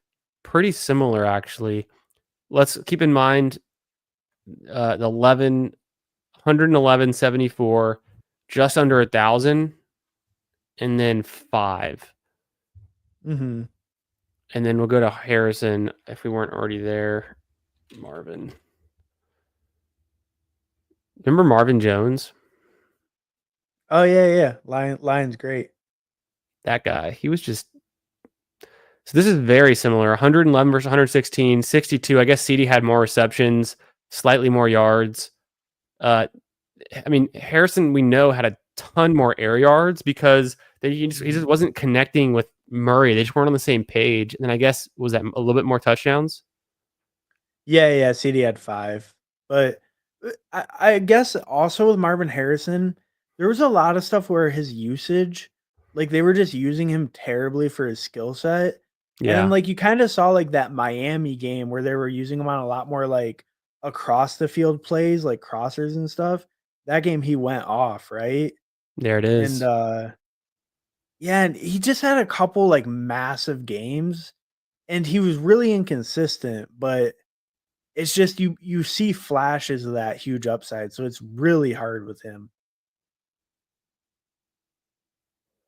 Oh, that's another Well, thing. Yeah, Marv is getting pushed up because of that, but I think it also locks Trey McBride there in some ways. yeah. Um, Well, in the whole big board, Marvin Harrison was like a mid third, early third, right? And we had no idea then. He was going in that same exact spot. He's pushed up maybe a couple picks because of the correlation, but no doubt. And then what was it? It was week 2. We've seen yeah, in week 2 against the Rams, Marv was able to get it done. The huge performance, the best of the week in PPR scoring. yeah. So I Uh, think, I mean, yeah, how do you view him? What are your thoughts? uh, it's tough because I feel like we're middling. Like it's either Trey McBride or Marvin Harrison. I don't think they both pay off. It is hard to see with Kyler. It feels like Kyler can't support two guys that level, but it So could I've be got so Marvin Harrison. condensed. Maybe. Oh, go ahead. It Sorry. could be condensed, definitely. They still run the ball a decent amount, and I think James Conner is the engine of the offense. I guess Trey McBride's starting to take over that role a little bit, so you could argue it's now Trey McBride. But I have Marvin Harrison ranked at 31, so I've got him one spot after Devontae and one spot ahead of JSN. Hmm. I think that's fair. I mean, I can definitely see Devontae over both those guys. I could see Marvin Harrison at the top. Um, maybe not JSN, but I'm pretty McLaurin pilled right now. I've got him at 25, and then I used to have Tyreek back further, but I mhm. removed up Tyreek just one ahead of Devontae. I don't know if it's right or wrong, but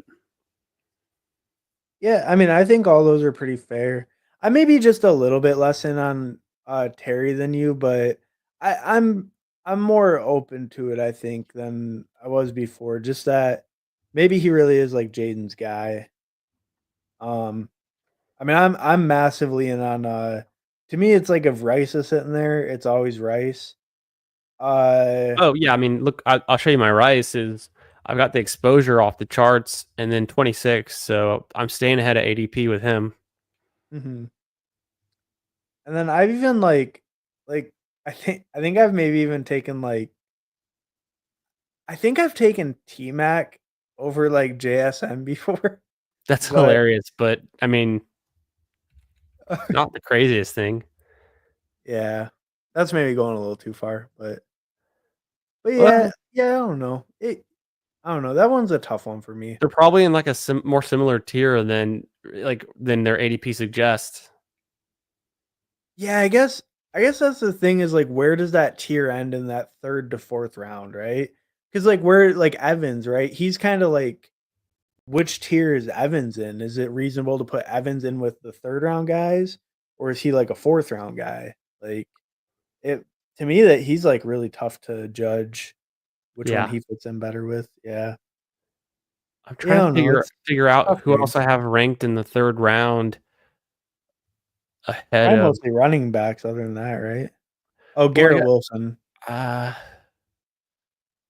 yeah, I'd have to look at like a fresh board. Actually, I can do that. I've got an active draft right now that just started. That is the Schnauzer, like my second to last Schnauzer, apparently on the clock. But let's just so I can see my ranks. If I wanted to go through this, Mhm. because I got my ranks most updated right now here in the app in the browser, whatever. I need to reflect it in my Excel sheet because I've changed it, but I haven't like gone back and backlogged and figured. Sometimes I update it in my spreadsheet and then I import it into Underdog. Other times I just do it on my phone on Underdog really quickly when I hear news or like someone says something I want to follow. So there's how I kind of have it laid out. I've got McBride a little bit further behind ADP, Mhm. which I think I feel that way. I really, I guess I do. And then Tyreek, Adams, Harrison, JSN, Evans. I mean, I think that's pretty fair. I guess that's just what it is then. I'm trying to figure out like who else do I have extremely different. It's really just I'm a You little have bit higher on Terry moved McLaurin. up. Who's Yeah. that? Oh, I was just gonna say what you said. You have Terry moved up a Yeah, little. yeah, for sure, for sure. I need to fix. I don't know what to do here Oh because man. I don't want to have zero Bowers. I don't want to have zero A chain, And then We have Bowers right at ADP. Sorry, go ahead. yeah, but I had to put London down here because of it. Yeah. I think for me personally, it's just moving Henry down. I don't know, but I mean, I don't know. It's never great to bet against the big dog, but a Yeah. 31-year-old running back, And you like can see, like, I don't always take Henry. I usually skip him in favor of you have McConkey, more even. Bowers.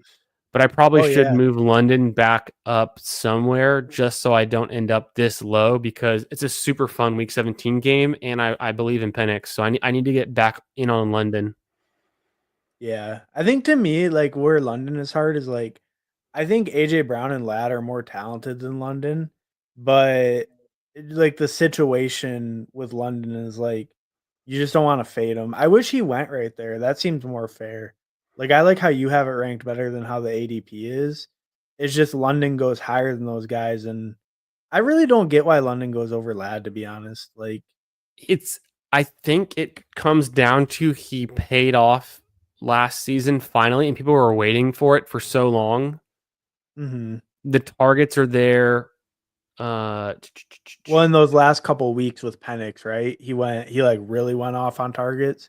Yeah, the touchdowns finally came up. I guess that's a big part of why, because you can look, he's having more than 50% increase in his output. Like, he is a compiler, he is opportunity based. He finally got the touchdowns. He does have big games though. Like I think that that's a little bit understated because like you see what he did here in week 5 against the Bucks, and then he did it again against the Bucks. No, sorry, I was thinking of someone else. He did it once against the Against Bucks. the when he had didn't he have like a 3 touchdown game or something or like oh 2 He touchdowns. so Oh, that, week 18. week 18 against Carolina was insane and it didn't count for fantasy, but people probably still saw that and were like it, the last thing they saw of Mhm. him. So that's pretty damn impressive, but it That's didn't really count. bringing up his so I mean, but a garbage game against 2 out of the playoff teams Yeah, and is who's Mike Jackson? definitely I don't even know who that is. I think he's a singer. Yeah. Well, but so Ladd was probably like right around him, right? But as a rookie. I guess it's just a bet on Penix though. I guess Penix is the difference maker. Yeah. What do you guys think in the chat? Are you more in on London or more in on McConkey? I'm apparently a little bit more in on McConkey, but and that London does look pretty nice. So that game 17, this whole scoring does include his week 18, which we normally wouldn't include. So like it does include that the 40-point game. That's going to skew it a ton. That's like 4 games worth of output in one game. So that's actually making his season total look a lot better than it really was. Yeah. McConk.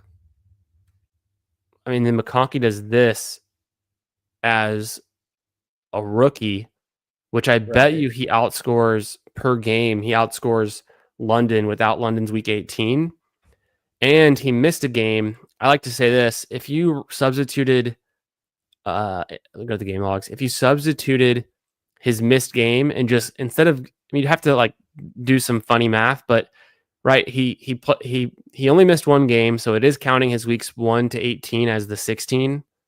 But Mhm. if you throw in as a 17th game, the game he had against Houston, which was a playoff game, it's not a week 18 throwaway game, and the Texans have one of the best, defenses in the league last year, especially the secondary. And yeah, he wasn't lining up against Stingley, it appears, but still, all of that, he puts up, let's just call it 200 yards and a touchdown for 35 PPR points. He kind of did a similar thing that London did in the week 18 against a bad defense with, I guess, in a throwaway week 18 game. But I did the math one time. This week 19 isn't factored into his the scoring here. If you add that, I Oh, think he gets up to like 16 and a half or like 17 fantasy points a game. hmm. Just something to I consider. guess so I guess the answer is fade London, take Ladd. The Falcons guys all suck anyway. No, I saw. Do you see who just popped in? Perfect timing. Yeah, yeah. No, no, no. Oh, wait, Hartman, give me your super flex take again. Super flex take? Oh, it's probably like the worst format on the site. Honestly, like I don't even get why they drop it. It should be reserved purely for dynasty bros like Bindles. Yeah. Someone say Bindles 3 times. Get him to show up here and fight PPR Tyler in the street. Yeah. How about you though? You are you a super flex guy? I mean, I like Are the you super flex and stunt, but I don't know about draft and super flex. We'll see. It's going to be open for a long time. I might come around to it. I might have to come onto your stream just to get away from doing it on my own account, so I feel a little bit better about it. I'll make you draft them. No, I I I stayed away from Superflex last year because I was so focused on Best Ball Mania and the other tournaments. I did a lot more Superflex in 2023 and I didn't have good results. So I do need to like up my game a little bit. And some of the things Huhames was saying, Steve was saying earlier on Huhames' stream, and then I've just been hearing around some of the things that I guess PPR Tyler was even saying about how he thinks about Superflex are helping me get there to want to draft it more. We'll just see. There's so many good options. If it would have just been Superflex Puppy and we didn't get the Hound and the Pug, I'd probably already have drafted it, honestly. But then again, we already know that the Hound and the Pug are going to close in like the next week, it seems. So I'll maybe come around to Superflex. We'll see. Yeah. Yeah, I don't know. I think that too. Like I'll probably do more of the yeah. No, I'm being honest. Like I have been kind of ripping them. Those are mostly what I've been drafting like the last 2 days. Um, but yeah, he doesn't. Oh man, did you take her out for the smoked wings? Mm, Uh, that was the plan. That's the move. Which jersey did you wear? That's the real question. yes. And which Yeah. jersey did she wear? She. Man, Hartman, Yeah. you've had a lot of attacks on PPR Tyler lately. You're hating on the Wolves. I saw a few times. Well, he's been throwing hate. Did you see? On the Jeopardy, he was praying for my downfall, just out of nowhere. He just Oh, comes out of the woodwork just to hate, oh, and you hate to see it. Like I always just try to show up in the stream, be nice, be supportive, and he just comes out of nowhere just hating on me for no reason. we don't want to You spoil know? it, Tyler. You got to go back and watch. Yeah. It was a great battle. The battle of two. Yeah. Now we won't spoil it. You got to go back Let, and watch. let's just It came down to one of the last questions. The last question. It came down to the wire. I'll say. I don't want to spoil too much. I think one of us truly was the Minnesota Timberwolves of Jeopardy.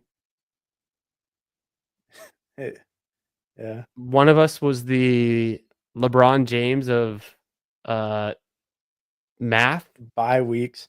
bye Yeah. weeks in math. Yeah. I want to Um, go back and just to watch. Because we didn't get to see what the chat was saying live. I'm curious at certain moments. Kind of apparently they thought the answers were easy, and you and I were both stumped and like missing because like I can't think of a single time where one of us got it wrong and the other one got it right. I think we all just like every single time we either got it right or we both missed it. yeah, yeah, I think pretty much every time. I do think when they were saying it was easy though, we pretty much got it. See? Yeah, have fun watching Jeopardy, and we're gonna call it on that one too. Uh, this last draft we wrapped up. I don't even know if I want to go back. I liked it fine. It was the Cowboys and the Commanders with a little bit of Rice in there and a little bit of Achan in there. There's some good Yeah. players on that team. I think our first draft was better, and I think the BBM was better too. The first Hound, but I think the BBM was definitely the best team we did. I which is think good. the both Hound Dogs were they were fine. Neither one was like bad, but I think the second draft I think we got progressively maybe a little worse, but the last team that wasn't bad either though. I mean, it's not like we drafted any terrible ones. They were just that one just didn't fall to us too great. Like the second one was fine though. I thought that Hound Dog was fine where we got like the Detroit Jacksonville stuff. That one was pretty good. Yeah, that was fun. And it was great having you on, man. It was fun Oh, yeah. competing against you in Jeopardy. Fun little rivalry. Uh, Always appreciate your time on the streams, talking ball, talking about the drafts, best ball, big braining, and we'll do it again soon. And I'll let you go on that, and I'll let you guys in the chat go. Make sure you guys are subscribed to. Well, I think that's actually your different YouTube, isn't it? That's like your personal one. Oh yeah. That's just my chat rat account. Well, I got it in the description because I knew you were coming on. Okay, Yeah, your chat rat account. Make sure you subscribe to Hartman's YouTube channel. You can follow him on Twitter as well. I think I linked that in there too. And make sure you go watch the Jeopardy if you haven't seen it yet. Go give a watch to that. Not only because the Fanspeak Network puts on such a great show, and I just enjoy it in general. If you haven't seen that series, you can go watch them all. We were on episode 3, but it was a pretty close, super close battle between Hartman and I in Jeopardy. So I don't want to spoil it. You can go figure out what happened, and we'll call it there. We'll be back. I'll be back soon. What is tomorrow? Thursday. I'll figure out. I'm not exactly sure what I'm doing tomorrow, but I'll definitely be drafting. And then on Friday, I'm going to be on with Fanspeak for Friends of Best Ball Draft with Meg. And then I'll probably stream some more drafts after that late at night on Friday. Hartman, what are you cooking up this weekend? I'll probably stream Friday, Saturday, Sunday, like around noontime Pacific. Oh, cool. Yeah, that's kind of my plan most weeks. But yeah, thanks for having me on. It was a fun time. You know, Jeopardy was real fun, and then hopping on here. And we drafted some pretty good teams. And but yeah, always a fun time. Always a fun time coming on with you. We can kind No of doubt, big man. brain some stuff. Yeah. Lots of big braining. This is a very serious best ball stream. We'll have to mix it up and find. I mean, we go. You know, we have some laughs too, but I feel like we feed off each other's like energy of like trying to crack the code and solve the formula to like beating best ball. But it's always fun, big braining. So, all right, guys, we're gonna call it there. We'll see you again soon. Let's kick it to the outro.